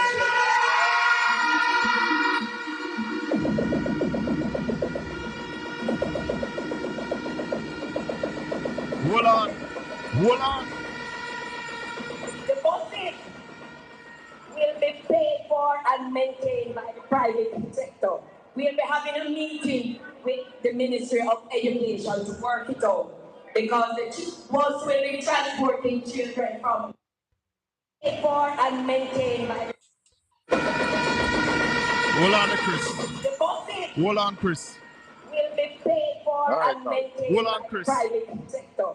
We'll be having a meeting with... Hold on, Chris. You hear what she said, people? The buses will be paid for and maintained by private sector. We have evidence that the buses are owned by the JUTC. We're going to talk about that. Christopher Campbell, morning. Good morning, Colin, and all your guests. Let me make one thing clear, Colin Bell. Yes. Government of the day, the buck stop with them. Yes. When you elect a government to work on behalf of the people of Jamaica, it doesn't stop on any one constituency, any one parish. So if I am the government and a PMP is not keeping up their area, it is my job to step up and make sure that person is doing their job. Yes. It's the buck stop with the government in power. You cannot pass it off to the opposition. That's not how it works. If I have a business and I have a huge business with different division to it, and I have a CEO, that CEO, everybody under him is a direct report. And he holds everybody responsible to carry out their job and make sure the company function to make money. Okay, that's a corporation. The government is the corporation that runs Jamaica. So you cannot blame just the opposition. They put out the money. They have to make sure the money is spent. Yes. To do the jobs what they have and stop blaming people. You're in power. You cannot blame the man out of power for what you're supposed to be doing. That is nonsensical. Don't make no sense. Well, Chris, how do you approve $2.5 million for a $47 million problem? What does Colin, that mean? That don't even make any sense. And Colin, by the way, $2 million Jamaican dollars is not a lot of money. I don't know if people realize that. It's really pennies. But the problem is the estimate to fix the problem is $47 million done by the superintendent of work of the municipal corporation. The person, right. This person is a civil servant. This person is not a politician. The superintendent of works is a civil servant, somebody with the technical capacity to do the estimate. The estimate has been done for $47 million and you approve $2.5 million? What that mean? It absolutely is ridiculous, Colin. What I've noticed, there's a pattern with the JLP, and I see it here in the United States with this current government, that they muzzle the people when they talk about whatever problem is affecting them, and they don't like the message, so they go after the messenger. Yes. That is now the tactic of Andrew Holness. And so I've Andrew and really Trump is brother, you know? Oh, yes. Our Trump is Andrew father. It's which one of them? But Andrew and Trump, they are showing the same signs. They are very close. It's a right-wing government. It's a right-wing mindset. And that's how they look at the world. So when you come to people like Michael Manley, they believe in building the country from the bottom up. Yes. And a right-wing mindset say, give the rich the money and the crumbs will fall on the head of the poor and it will work. It's the Reagan theory that it's not working in the United States. The United States is getting progressively worse. There's more poverty over the last 30 years. And what we see is the same model. The JLP has always followed that model in Jamaica. It does not work. You have to empower people from the bottom up to have a stable society. Educate people, give them the resources to build their own life and stop relying on that it will roll down from the top. Okay? Definitely. It doesn't work. Like I see some MP. All right, Colin, I'm going to come off and keep listening. All right, Chris, thanks for the call. We're going to, I want to touch about this tape here. Because the member of parliament, listen what the member of parliament of East Portland said. The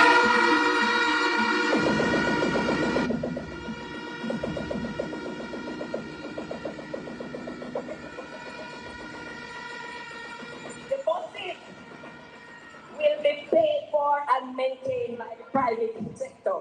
We'll be having a meeting with the Ministry of Education to work it out. Because the bus will be transporting children from Windsor Castle and the Hector's River to Port Antonio. And then we are going to secure smaller houses. But sections of both and Milford, that big fun, that can hold 75. Let me tell you something, and let me remind Portlanders and those of you who've been watching the media. When the roadworks between Port Antonio and St. Thomas or Harborview started, there was a problem with our children getting to school in Hector's River, Happy Grove High School, and from Happy Grove down to Titchfield. I, Colin Bell, made a call that the government should send JUTC bus to Portland to get our children to and from school in a safe way. I said, if you can't get JUTC, get some coaster and subsidize the fare. Because I've been always quarreling about how children in Kingston get subsidized fare and children in rural Jamaica have to pay a high fare to go to school. Lo and behold, they don't want to say it's because me call for it. So them trying to go around and telling lies about them by bus. And that's why, I wanted to hear from the minister.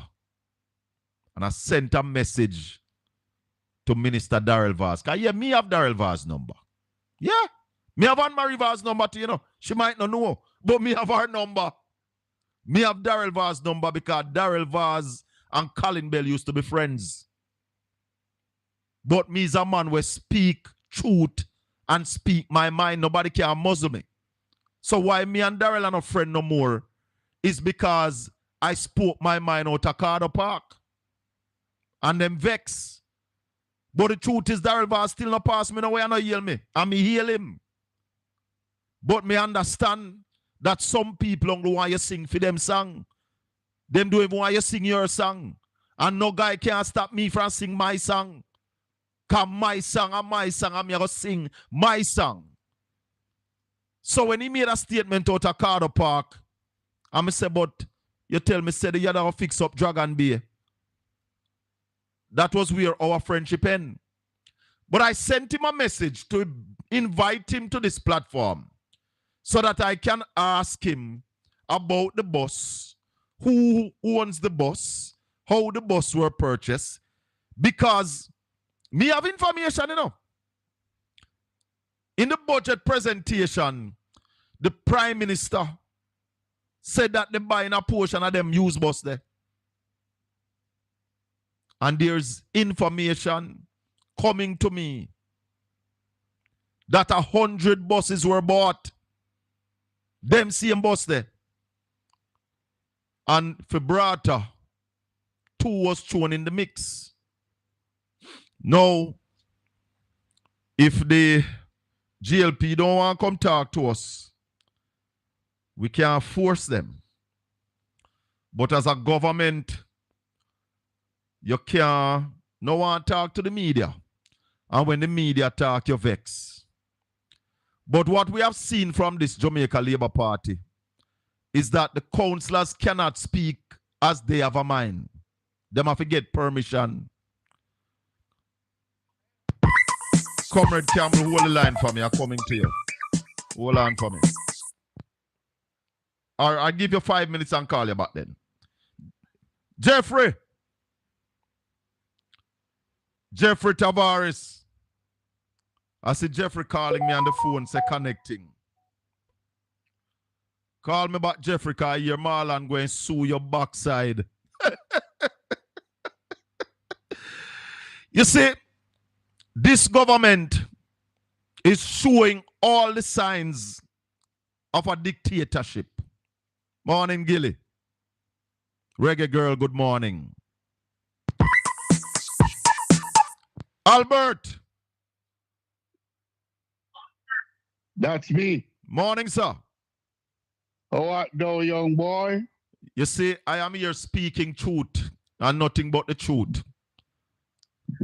What? Well, put it this way. Don't care what they're saying. The truth comes on top like oil, they say. Yes. You can't hold it down. You with me? And I am not afraid if when I talk the truth, them vex. Because my mother taught me long time that the truth is an offense. So when you talk the truth, you're going to offend people. Well, you must be like me, Colin. I said because I'm comfortable to get to this stage, I'll stew my banana leaf and eat. I beg no guy nothing so I can talk. One of my favorite food is boiled banana. And it da Portland. It kind of get expensive now, do it not so cheap. Like when me I grew up, if you eat boiled banana, I cry, They say you're poor. Well, yeah. No. Hey, I'm going to give this joke. I have, I'm the senior one of my family alive now. And one of my cousins that live in Watchers, him said to me, his problem that he have when he go to the supermarket, he can't even buy good dog feeding. May I tell you? Because what him father used to take feed hog, worse than that him see at the supermarket. No, banana get expensive. Talk to me, Albert. Yeah. What you want to talk about anyway, this morning? Colin, yes. The point about it is this. I hear you guys keep on saying, when you're disappointed. The only time I was disappointed in this government is when they speak the truth. Well, I tell people that the GLP and the truth don't have no lot in our part. Precisely. None. And I mean, when you at my age and you see what is happening daily, you understand why they were never in support of educating the people. No. Because they'll just like people who can repeat after them. You know, dissect anything them said. You just repeat it. Yes. You with me? Yes. If you think about things critically, they don't like you. You don't even have to get critical, Colin. Let me show you a simple thing. If I come to Portland and I say to you, say, Colin, boy, I don't have enough gas to take back to town. Lend me $1,000 and I pay back Tuesday. That is loan? That's a loan, of course. So when the government have it and them look at trump card and the mouthpiece say we're not borrowing, all of the money that them are creep up with them will thief it and them are borrow it. Listen, man. Marsh come up with a word, technology. It's not him come up with it, it's a real word. But this government is participating in technology. It means deception. It means control. That's what they're about. And them have a fella that them are call him an African name, but I think to call him the African name, they're valuing it. No. They're valuing the name. They don't call him the African. Idiot Amin, they call him, Not India Mid. Idiot Amin, they call him. My apology. My apology. That sound correct. Idiot Amid. Correct. That sound correct. Yes, man. I mean, the guy is so lie. You with me? Yes, and I mean, because them all the people repeat after them. Right? Mm-hmm. So when the matter about go sue because people call him liar, he is a liar. I don't call him any name, but that guy is a liar. Major. And everybody who listen to him knows that him is a liar.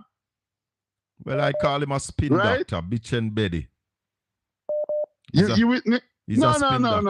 You're devaluing ambition again. I true that. No, you must throw up the ball and think you must spin it. I will accept that one.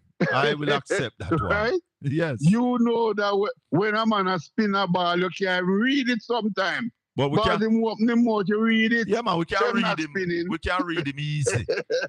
All our dunce can read him. You with me? Yes, man. Precisely. You with me? Yes, Albert. And you know, they're going all around the thing, and they have a mouthpiece. Somewhere off Balatov, you know that read on there, not calling address. That I mean, when I hear those talking, Keisha about journalists, those people park journalism long time. They're hustlers. They are fully campaigning. Yes. Fully campaigning. And lying to the people. lying to the people. I mean, when you look and you see how they misbehave earlier this year about Central Kingston. And when you look what is happening in Carl Samuda constituency, in up there in Clarendon, in two constituencies in Clarendon, up there in Ardlishaw constituency. And I mean, them sweep it underneath the carpet till if them walk on the carpet now, them head going to touch the ceiling. Yes, yes. You with me?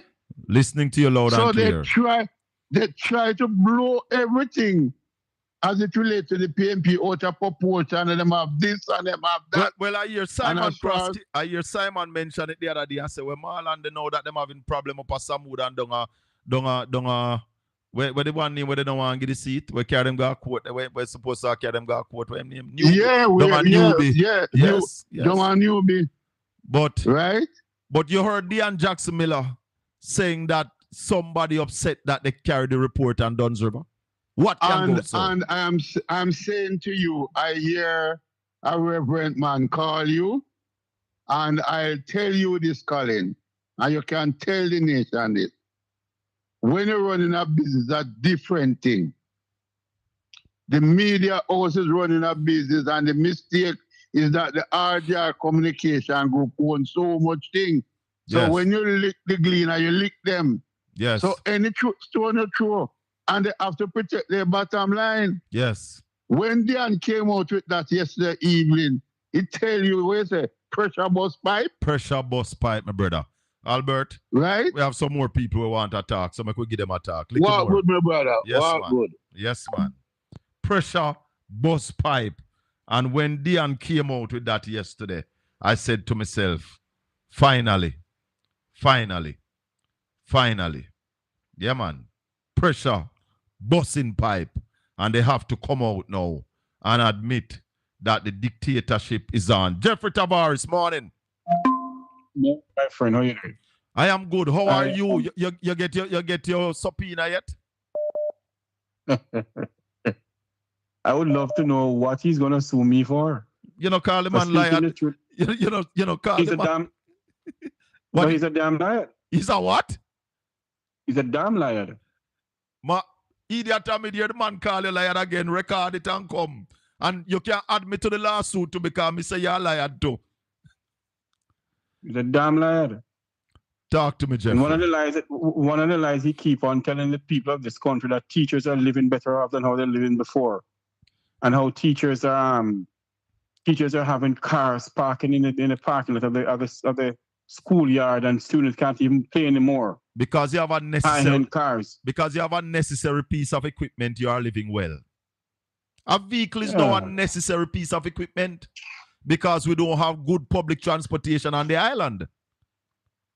Listen to me. Let me tell you something.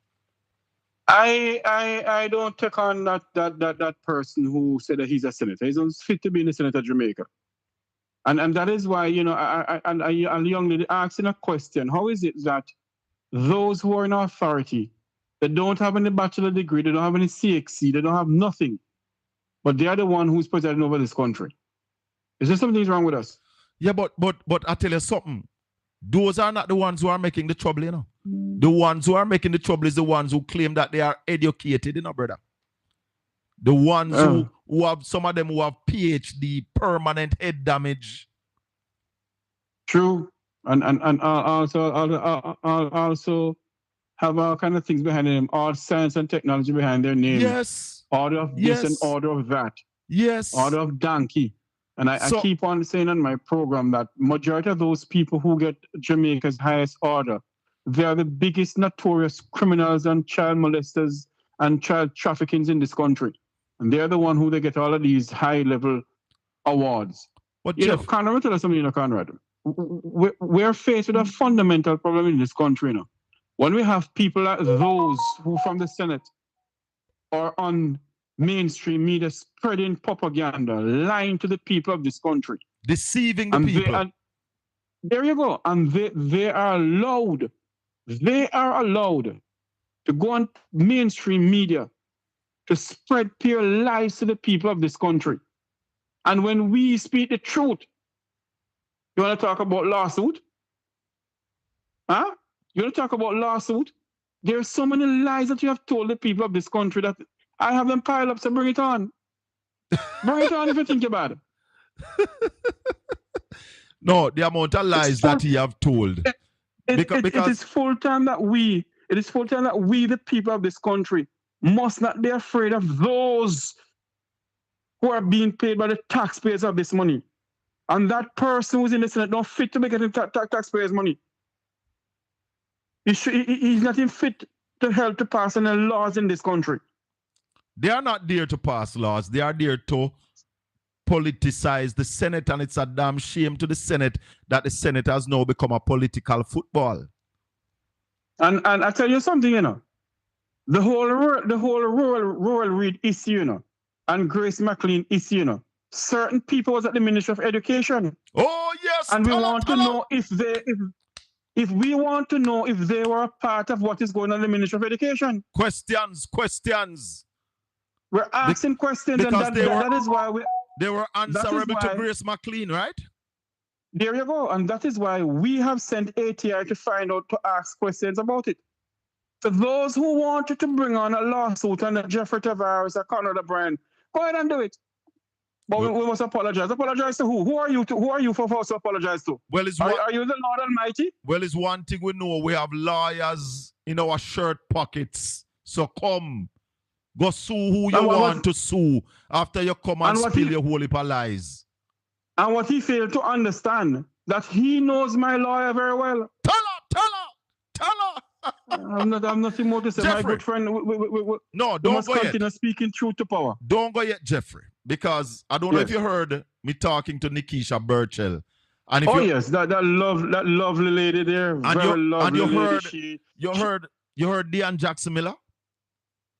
No, Jeffrey, you must hear Deanne Jackson Miller screaming like a pig. Send me that clip, no? No, hold on. I'm going to play it for you right now. I can send it to you, but let me play it for you first.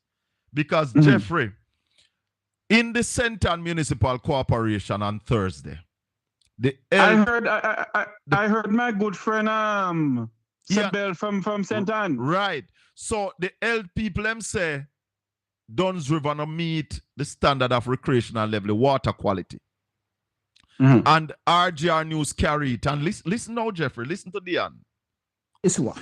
Number two is that listening, and I'm not passing judgment, but listening to what the Chief Public Health Inspector has said and reading the statement from the UDC, there are clear contradictions. Hold on, no. The public and identifying a concern. So let me say a couple of things. Look out for all hell to break over the St. Anne Public Health Department. All right. I've already heard criticism of Radio Jamaica for carrying the story. This was information given. You hear that? Yes.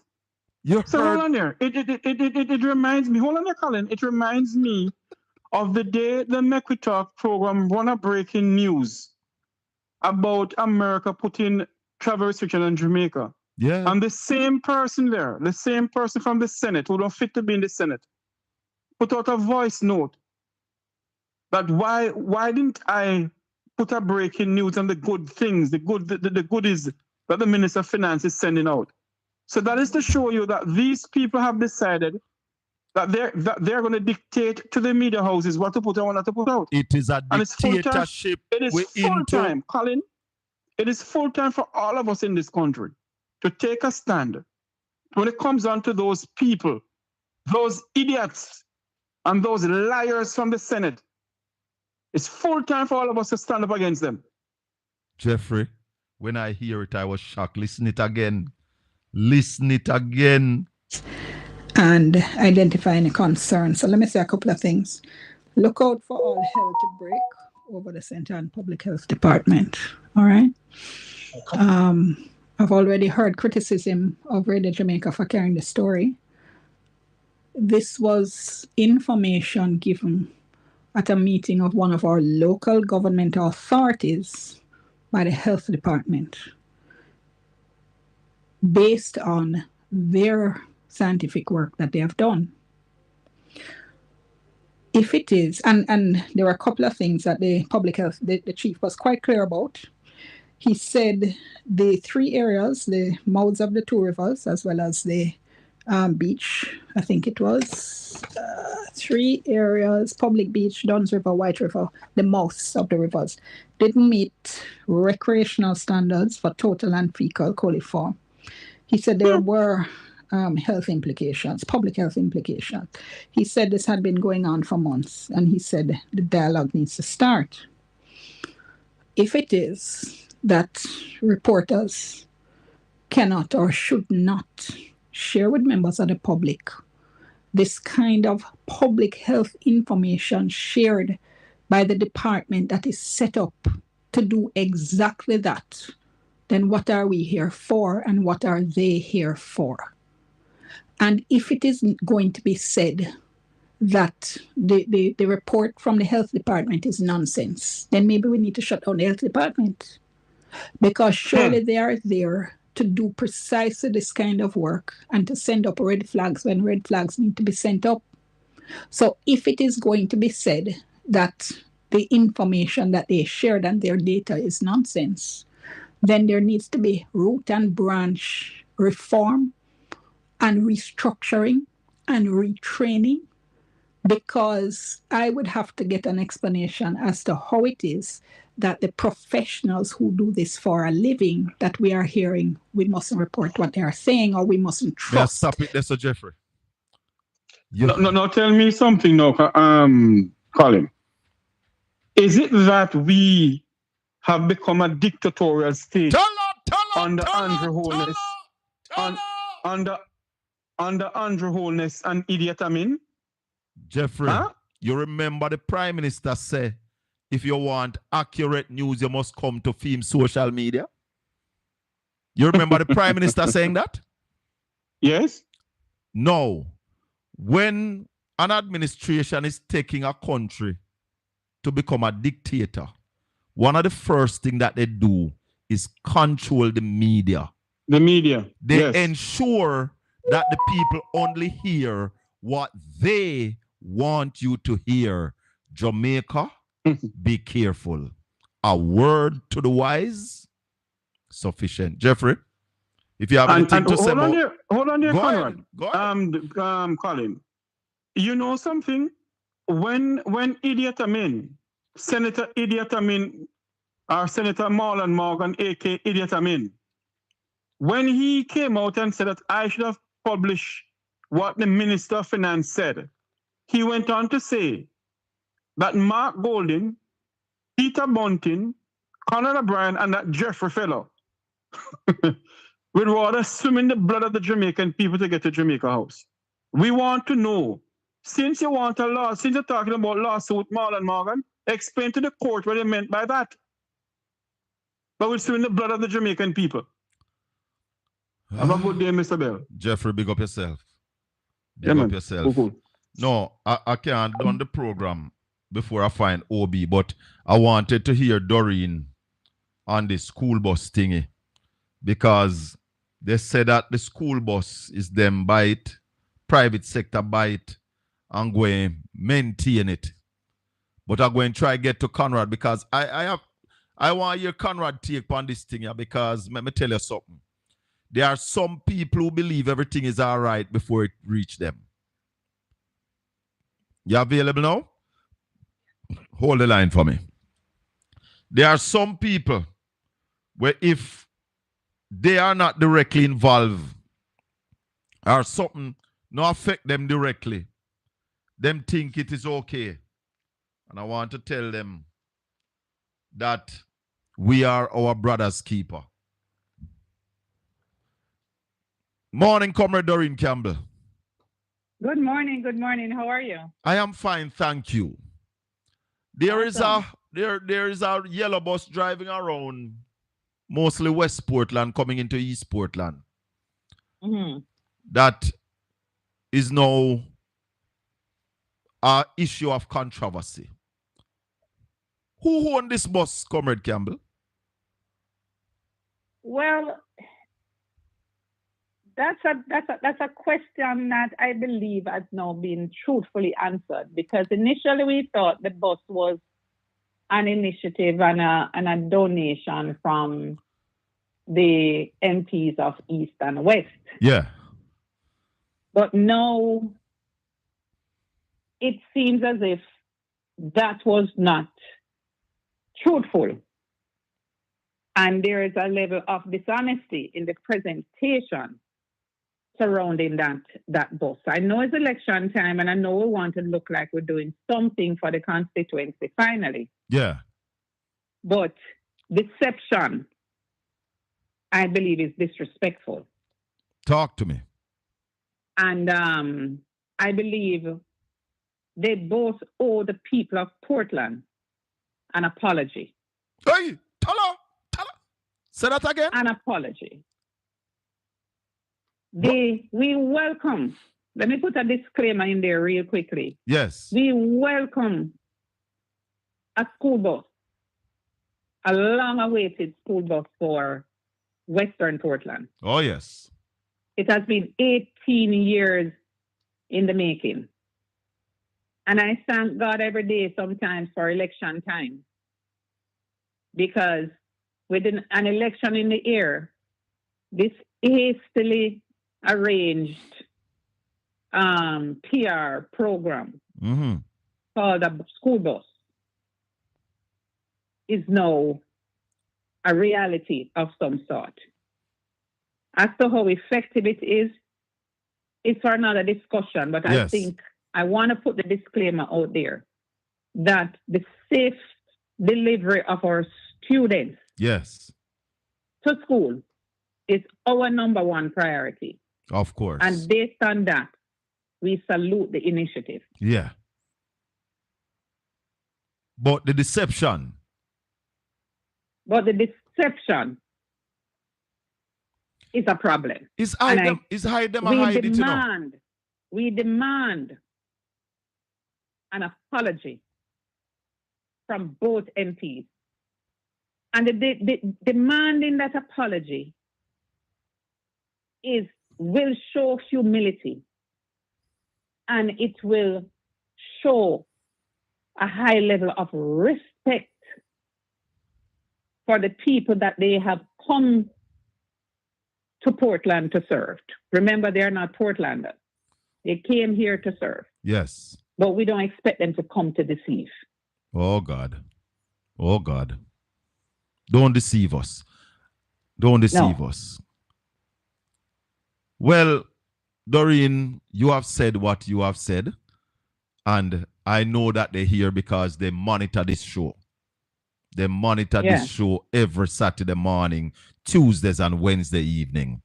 And you, the MP in waiting for West Portland, is saying, we appreciate the school bus, but we don't appreciate the deception that you are the ones who bought it. Absolutely. But I saw,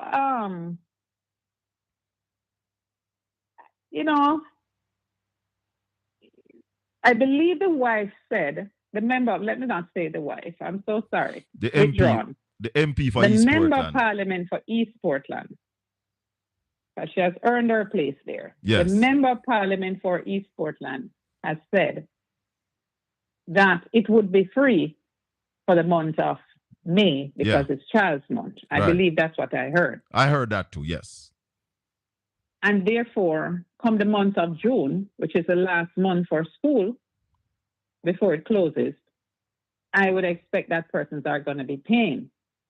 Now, what would persons be paying for? Will they be paying to ride in this bus that only stops? I don't know how many people know. The schedule for the bus says it starts in Buff Bay, it stops in Orange Bay, Hope Bay, St. Margaret's Bay, onto Port Antonio.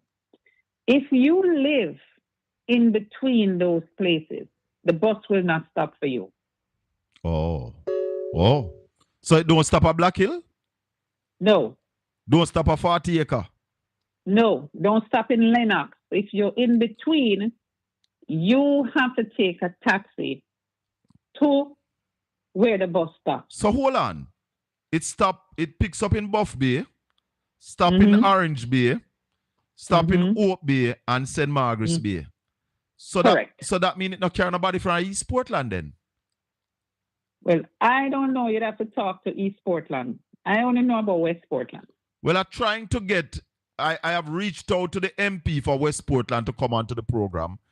I haven't gotten a response. I am going to reach out to him again, and I'm going to reach out to the MP for East Portland to come on the program and to talk to us about the operation of this bus. It's on the one, Mrs. so far. The MP had said it's going to be 2. The MP for East Portland, that is, it said it was going to be 2. We don't see the second one yet. Yes, I thought it was 2 because a little birdie told me that this bus, which is supposed to be 2, that 2 buses were given to the MP for East and West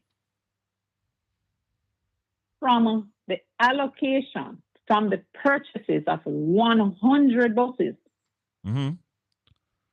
100 buses were purchased for school bus system across Jamaica. Yes.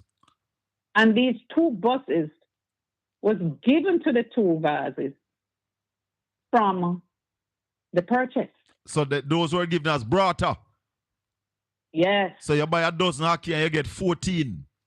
Yes. So you get 2 as barter. So 100 buses were purchased and 2 come as barter. And the 2 barter, I gather, was taken to Portland to fulfill the constant demand from myself and the residents of West Portland to fulfill that promise. But whether or not this is sustainable, we don't know, or this is just a ploy for the to election. fool the people. For the election. I tell you something. In another country, this would be cause for a serious investigation, because when I looked on his response on Twitter, he indicated that the private sector is behind the acquisition of this vehicle. So the question is it the government who is paying for this? Is it the private sector paying for this? And if he says it's the private sector, and it turned out that it is the government, then we have some serious, conflict of interest in here, and we also have some corruption issues that we need to investigate. I played a clip earlier from the MP for East Portland, and she said the buses were bought by private sector and will be maintained by the private sector. Correct. I played that a while ago. However, the driver of the bus is paid by JUTC. I gather on the day when the bus came to West Portland, which was last week, Monday, that JUTC mechanics were driving behind the bus as if they expect something to happen. They were driving behind the bus. It was the JUTC workers who came to Buff Bay High School and showing them how to work the bus. The system is going to be a cashless system. It is specifically geared towards kids that are on PASS program. I can tell you something. There is more behind this school bus than what meets the eye. And I believe this deception, the MP for both East and West needs to come publicly and explain to the parish of Portland, East and West Portland, exactly what are the plans for this school bus. I hear him use the word bad mind. Bad mind, says PNP, bad mind. No, I don't know why anybody can bad mind something like this. This is a very good initiative. This is a very good offering. Our kids need safe transportation. I have been hollering for the 2 JUTC bus from whenever. So maybe them don't want to say a JUTC bus because Shaka did a holler for it from about 2 years now.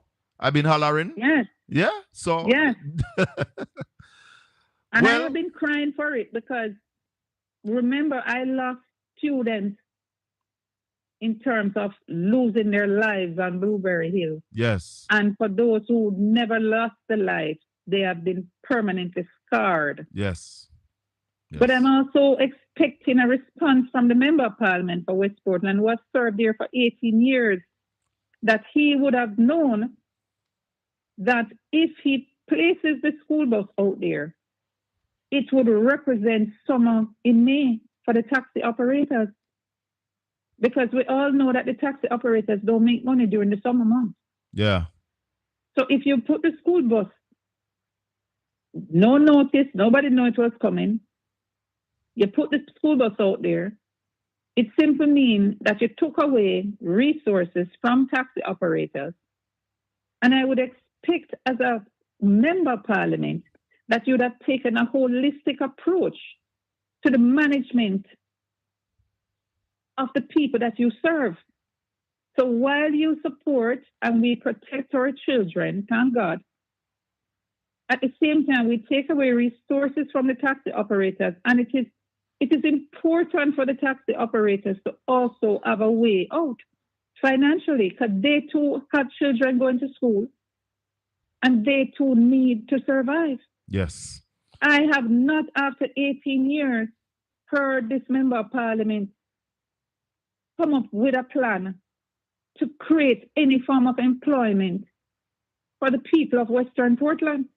You see, you notice I don't speak about East Portland. I am only concentrating on West Portland. That's your baby.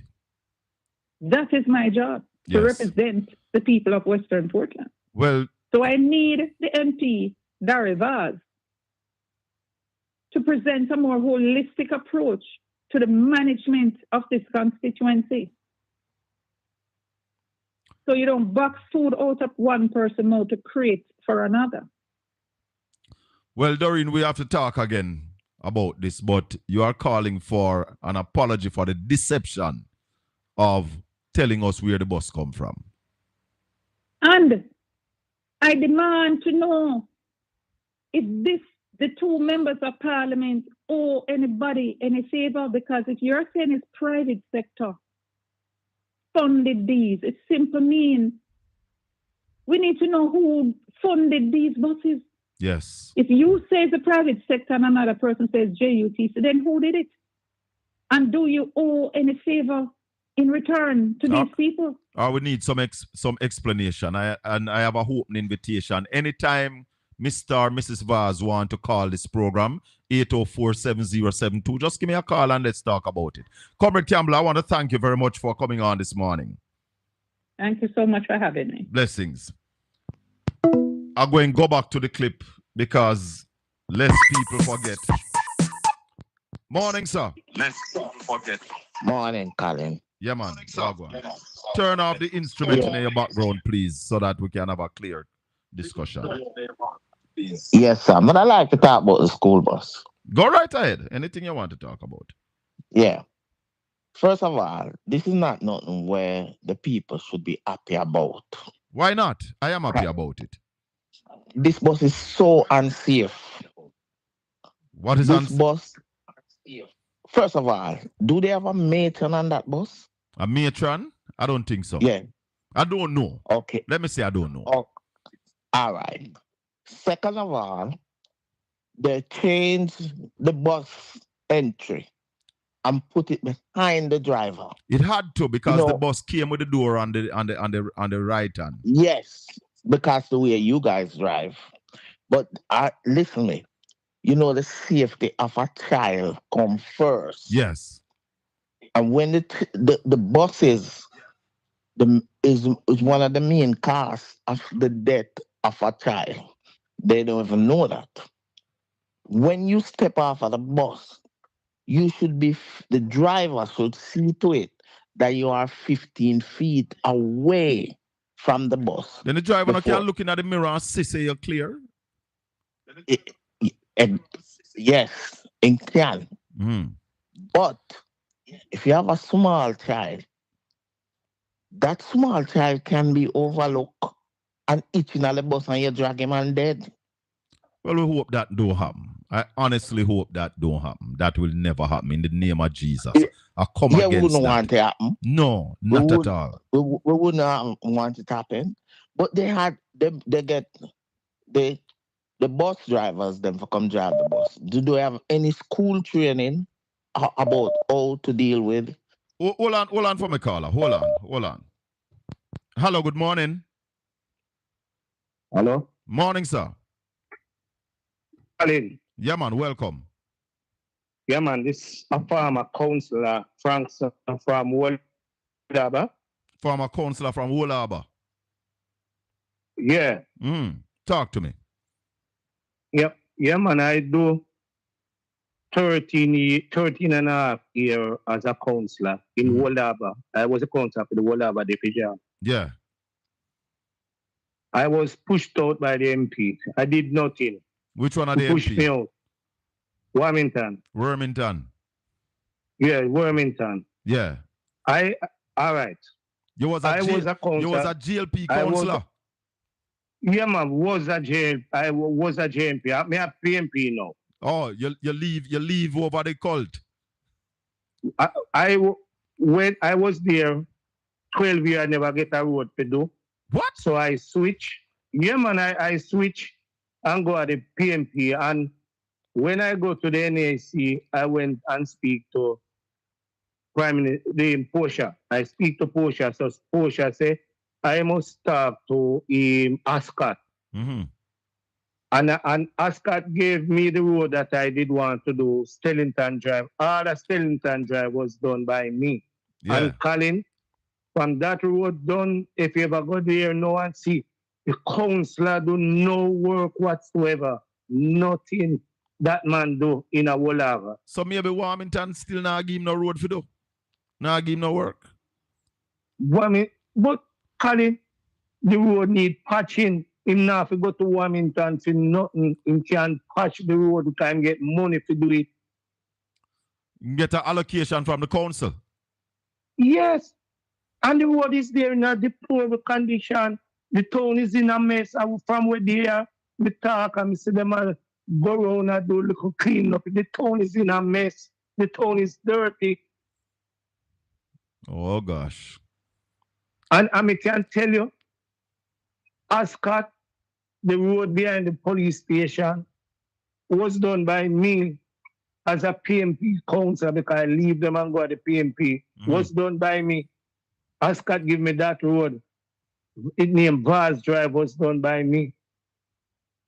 Ascot give me the road by the Market Street that was done by me under PMP government. The road that near Lafayette down the road was done by me under PNP. I never get a road to do under the Labour Party government. 4 road I get done under the PNP government. These people don't business about nothing. Nobody them no business with. All right. So what is your name, councillor? Edward Frankson, farmer councillor. All right. 13 and a half years. So you're supporting Dr. Wall now? Well, I can tell you what happened. I did make a commitment with Carlawat in Maypen. He's going to run against him in the Mike Henry constituency. Oh, so Carlawat. So I don't say I work. I guess so I work, but me I do what I can do with Dr. Wall. All right, my brother. Thanks much. Yeah, man. Yeah, and you will hear a lot from me, Colin. Yes, please do. We want to hear from you. All right. Bless up yourself. You know, Colin, I did talk about to Andre to work in West because me work in East Portland in when Senator in the by-election. Yes, me work. But you know what happened down there? Tell me. It wasn't put together. It wasn't put together. I work, and I can tell you, things wasn't right there. Okay. Well, we can tell you. We have to try put it together for this election. Huh? We are trying to put it together for this election. Yeah, man, you have to put it together, man. It wasn't organized. All right, sir. I worked there, and I tell you, it wasn't organized. So, Colin, you hear a lot from me. Blessings, my brother. One love. Now, I say, Master Jam, the member of parliament did indicate that it was a personal initiative and she contributed along with other partners to purchase the 2 buses. Now, Mega Jam, I am not saying no to that. But you see, people can't say anything. We believe that when you have information as a representative of the people, you must come on a platform. You don't have to come on my platform, but find a platform that is friendly to you then and answer the questions. But it also can be a platform that is your choir that sends you the questions and your plan. You must come on a platform, answer questions, and put your arguments so people can understand. Because remember, this is what the MP of East Portland had said. Many of you know the family members or one of the schoolmates of the children that have been in a terrible accident down here in Portland. After losing so many children, I was, as someone who used to get up at 4 a.m. in the morning to walk 3 miles to catch a bus to go to high school. Rural transportation is something that is dear to my heart. Because in Kingston, you have JUTC that is subsidized. Many of us parents in here pay more money for our children's transportation than we pay for their school fees.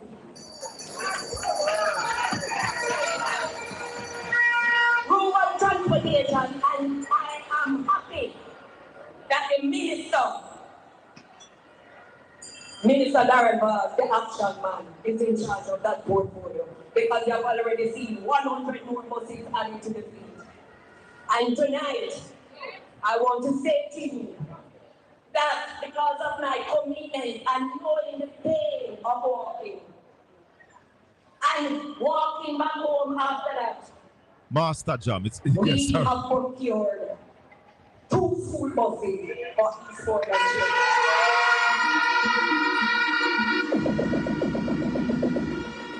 Hear this now. This is the part I want you to listen to. The buses will be paid for and maintained by the private sector. We'll be having a meeting with...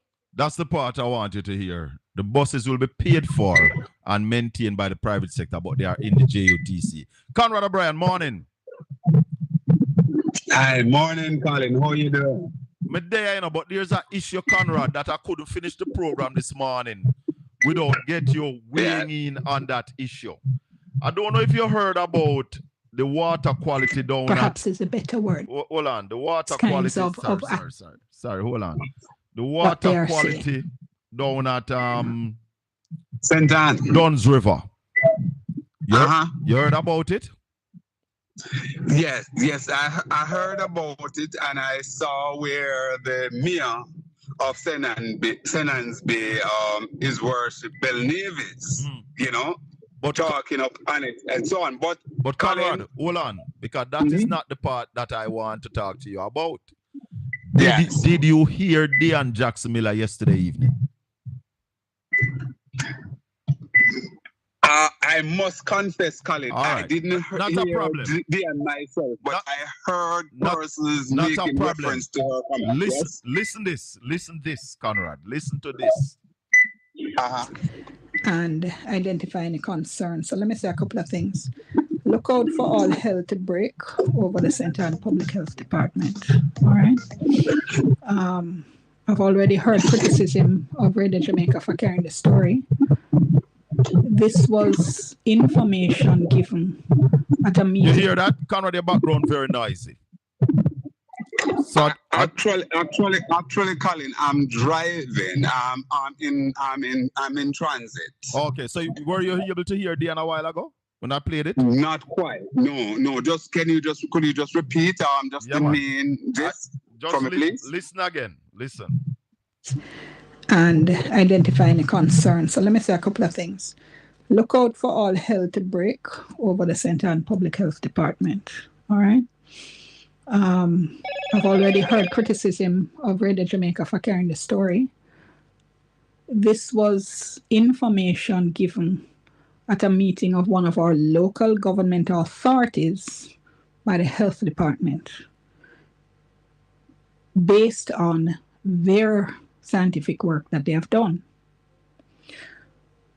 If it is, and there were a couple of things that the public health, the chief was quite clear about. He said the 3 areas, the mouths of the 2 rivers, as well as the beach, I think it was 3 areas, Public Beach, Duns River, White River, the mouths of the rivers, didn't meet recreational standards for total and fecal coliform. I believe we can stop it there. Did you hear her, Conrad? Yes. She said that there's criticism of the RGR communication group that they shouldn't have carried the information. What is happening in Jamaica? Colin, listen, to you and your listeners, we heard a couple of weeks ago, maybe a week plus ago, where Jamaica had basically slipped on the index in terms of press freedom and so on. Colin, these are the things that basically causing that. Yes. Because here it is. The 4th estate, Colin, that you and I pride so much, that is supposed to be the buffer in terms of the democracy government and really look out for the people, to carry accurate information and expose everything. The media, RGR Communication, Gleaner Communication Group, which arguably is one of the largest communication group, not just in Jamaica, but indeed in the Caribbean. So they had a particular, remit to really disseminate information in that timely way. And here we have it with Colin, that's something that is dangerous to the health of the population of Jamaica. The media has carried, and they're being criticized for carrying it. Oh, no, man. This is not you and I, Colin, who people will come and want to accuse us of being political, being partisan with affiliation to the People's National Party, which, of course, we are not hiding under any bushel, because I believe that you are more credible when people, when you basically out there, people know where you stand and so on. Not that you are a fool, not that you're behaving like a buffoon, like some people in the Senate that believe that, listen, because they're affiliated to a political party, they must make a damn fool of themselves. We don't operate that way. Not at all. So back to the main thrust, Colin. It is indeed dangerous, and I keep on saying to people, Colin, and anybody can just go out there, do your little finding, just strike up a conversation anywhere you are. The people of Jamaica have turned their backs and Andrew Holness and his Jamaica Labour Party-led administration. They are indeed just waiting for the date. Whether it is the security forces, whether it is the teachers, whether it is the nurses, whether it is the firemen, the teachers, the ordinary Joe on the street, everybody, they are just waiting for the date to be named. People who live overseas, our diaspora brothers and sisters, they can't wait to get their ticket to come and exercise their franchise. That's where we are, Colin. And yesterday is the latest in the series of the ills of people who are affiliated to this government or the government itself.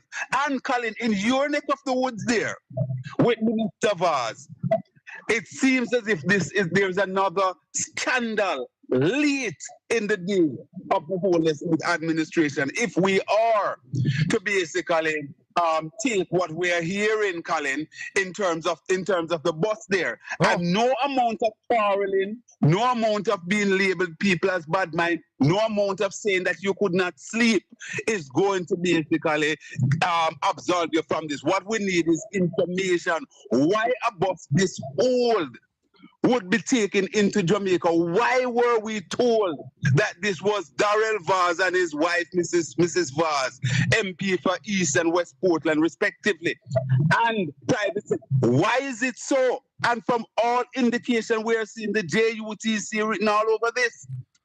We need better and further particulars, and already asking the questions. And we heard the Prime Minister in his budget presentation make mention of. We heard the Prime Minister in his budget presentation make mention of the JUTC buying some of these buses to come in and show the pictures. Absolutely, Colin. And I want to tell you something. You know, this in itself is a corruption. This in itself is corruption.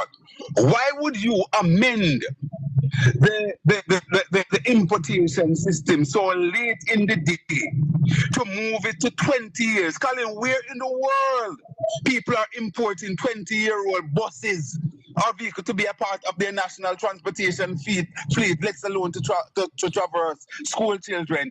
It makes zero sense. They must come to the media. They must come to the media and answer the questions. To answer. They must I am come to the trying my media. utmost best, Colin. Yes. Colin, to get your namesake, Colin Campbell, on for Monday. Of course, he continues to dot the I's and cross the T's. So I am awaiting a possible confirmation tomorrow. And all things being equal, he will be my spotlight guest. And Monday, and straight up News Star 93 FM. It's not confirmed as yet, but it's a work in progress. All right, Obi. Thanks for joining us. Colin, all the best, and keep up the good work, my friend. You are doing human service to this country, Colin. And indeed, as I always said, people like yourself, you're owed a debt of gratitude. God bless you, my friend. Respect. All right, so we had a caller before that we need to get back. Clive. Where is he? Yeah, this is him. Yeah. Let me get back this caller because he was telling us about some safety aspect of the bus. Clive, let me apologize. Let me apologize to you. Welcome back. Yeah, man. Cool. Yeah, you were talking about the safety of those buses. Yeah, man. It's really, really unsafe to use that. They had no training. You just take a JUTC driver and put there. There's a lot of things to be done. Like what? When you're dealing with school buses, how you stop, like when you reach the stop, or you're supposed to stop, or you have to see how much kids come on the bus. You have to check the bus after you unload. There's a lot of things. Do they do all these things to just bring in a school bus? Are you saying that with the door right behind the driver, that will cause a problem? That's a big problem because you cannot oversee who come on the bus. And that is very dangerous. That can cause life. And first, you don't even have a matron on the bus. Well, big man, we do those training. Yeah. We can send documents, come give you. Yeah. A bus me work with. That me do. It sounds so to me. It sounds like you drive them bus the America. But drive big bus, big people bus. Oh. School bus, every bus. Yeah. Train people, put them out on the road. Okay, my brother. Thanks for this. Someone can send the documents. Sure, no, sir. This is how them should have roll it. Yes. Yes.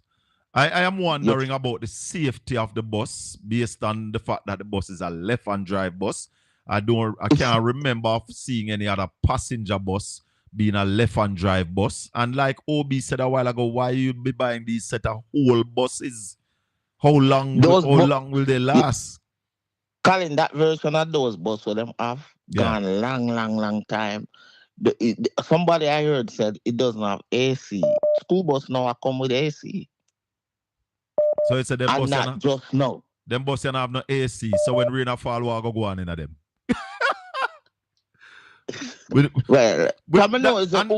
And that's why I have invited the minister to come talk to we. so you can talk to people. I wait for Colin that day, but him never come. I'm still hoping he will come. I'm still hoping that he will come. All right, Clive, little more. Bluebird. Eh? Is the old bluebird them got? Oh, them the outdated. Outdated, long time. Them don't even use them. Them throw them out like about 4 or 5 years. Okay, brother. All right. Thanks much. Yeah. All right. Yeah, man. Man said them the boss they're outdated and done. Then throw them out long time. Hello, good morning. Colin, Yeah, man. Talk to me. my question, for political expediency, do you expect the minister to come out and apologize to anything at all? Well, the apology is called for by the candidate from West Portland. I am saying that the minister needs to come here as a Portland station and give us the information. But there might be good reasons, you know. So Look we here, want to hear. Morally, it might be good, but do you think them have the capacity to be morally correct, morally upright, to really come out? Look at these people that talk about political capital now. Yeah. They are not going to judge themselves in the room. Okay, look at it. Do you hear that on his? Have you seen on the GLP network investigated? You hear that George Davis thought these people are investigated? Is it social media like you guys are going in depth with it? Yeah, because them no business. No, it's not business. Them don't business. No, it's because it's not PNP. It's not a PNP thing. It's just a PNP thing. You don't hear more yet, and them other draw a story. These people, look here. Let me tell you something. It's all a PR thing. They are not interested to come out. Let me tell you, as they tell you about integrity. Speak up for me. Speak up a little louder. Yeah, as you talk about integrity, integrity is not about when someone is looking now. Hold on for me. Hold on, caller. Portland Spice TV, good morning. Yeah, my name is Eric. All right, go ahead. Calling from Sensitive. Yeah. I'm wondering if the school bus have any seatbelt. Safety. Or if the school bus have seatbelt. Yeah. Hey, we not go hard, you know. We not go hard, man. Lord, man. Most of the school bus, they have no seatbelt, man. The JUTC bus, they have seatbelt in all I see them. Well, but that's not safe for the children. Of course, if it happens that someone run across the road and I'm going to have to break something, what going to happen to the children? Lord, man. Most of the bus, they have no seatbelt, man. Sure, man. We not go too hard. We want to find out about the AC, if the bus have AC. But the AC is not as like the seatbelt. Seatbelt is the safety. All right, so we need to ask those questions. We never go in the bus yet, but I can find out if there is seatbelt in the buses. In the bus. Yeah, all right? Find out and make me know. It's a program made up, brother. I will ask. Blessings. Cool. All right. Anthony saying, Colin. Hold on, Jeffrey. Let me just read a message here. Colin. Hold on, Jeffrey. They buy a whole bus because they can get them cheap and then escalate the price. Huh? Talk to me, Jeffrey. But Colin, isn't it that a 10-year-old vehicle is allowed to come into Jamaica? No, man, they changed the law where that 20-year-old bus can come. Okay. Anyway, check your WhatsApp. There's a breaking news coming in too, so check your WhatsApp. I'll send it to you. All right, let me check and see what is coming. Jeffrey said that there's a breaking news. There's a breaking news coming.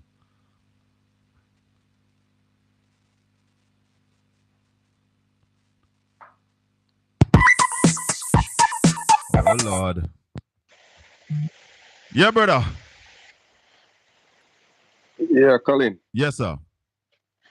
This is, these things are clearly corruption, because there's no way you can say it was a private sector initiative and then it come out to be it was purchased by it was government. Or they get 2 bus, the government buy 100 bus, and they end up get 2. No, so that is just information. We don't have no evidence on that, you know. Oh, no evidence. We don't have no evidence to that. That's information we are getting. It is alleged that them get 2 bus free. Them get 2 bus as brata. So we don't know if it's true. So we can't say that is so. And we don't know who buy the buses. That's why we need to have the minister to come and answer the questions. Were these buses bought by private sector? And what legislation did you use to put them under the JUTC? So those kind of information the public needs. Yeah, and my last point. Yeah, my last point is how can we buy where we buying all bus? How long these buses gonna last? It doesn't make no sense. These are waste of money. Waste of money to me, you know. Well, because when you buy all bus, we need new bus. So Andrew Holness, Prime Minister of Jamaica, in his budget presentation, I'll go and look for it, did mention that they are going to buy some of those buses. The pictures were showed, and I remember, boy, it took hard for finding a 5 hours a man talk final. I remember when those pictures were showed in the budget presentation, somebody ball out in the parliament say a Darrell bust them. Because before the budget presentation, the clip you hear me playing from the MP for East Portland, that announcement was made before the budget presentation. So we need to know the truth about those buses. Safety is a really issue. That's one of the things. We can't bring our children in these old bus. We need proper new bus for them. We're in the 21st century now. All right, cool. Blessings. Well, was a good morning. Was a very good morning. Jeffrey, I saw the breaking news, but the truth is, we don't just carry certain breaking news, you know. We don't. You see, whatever we carry on this channel, we like to verify them before. So, I don't know if you had verified this, Jeffrey. Maybe you can tell me. I see that it is on a mainstream media thingy, but I will leave the breaking news. I will leave out the breaking news.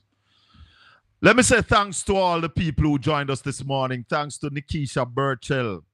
Thanks to Comrade Doreen Campbell, came on as guest this morning. Thanks to Comrade Ian Bell. That was a revelation, Madam Producer.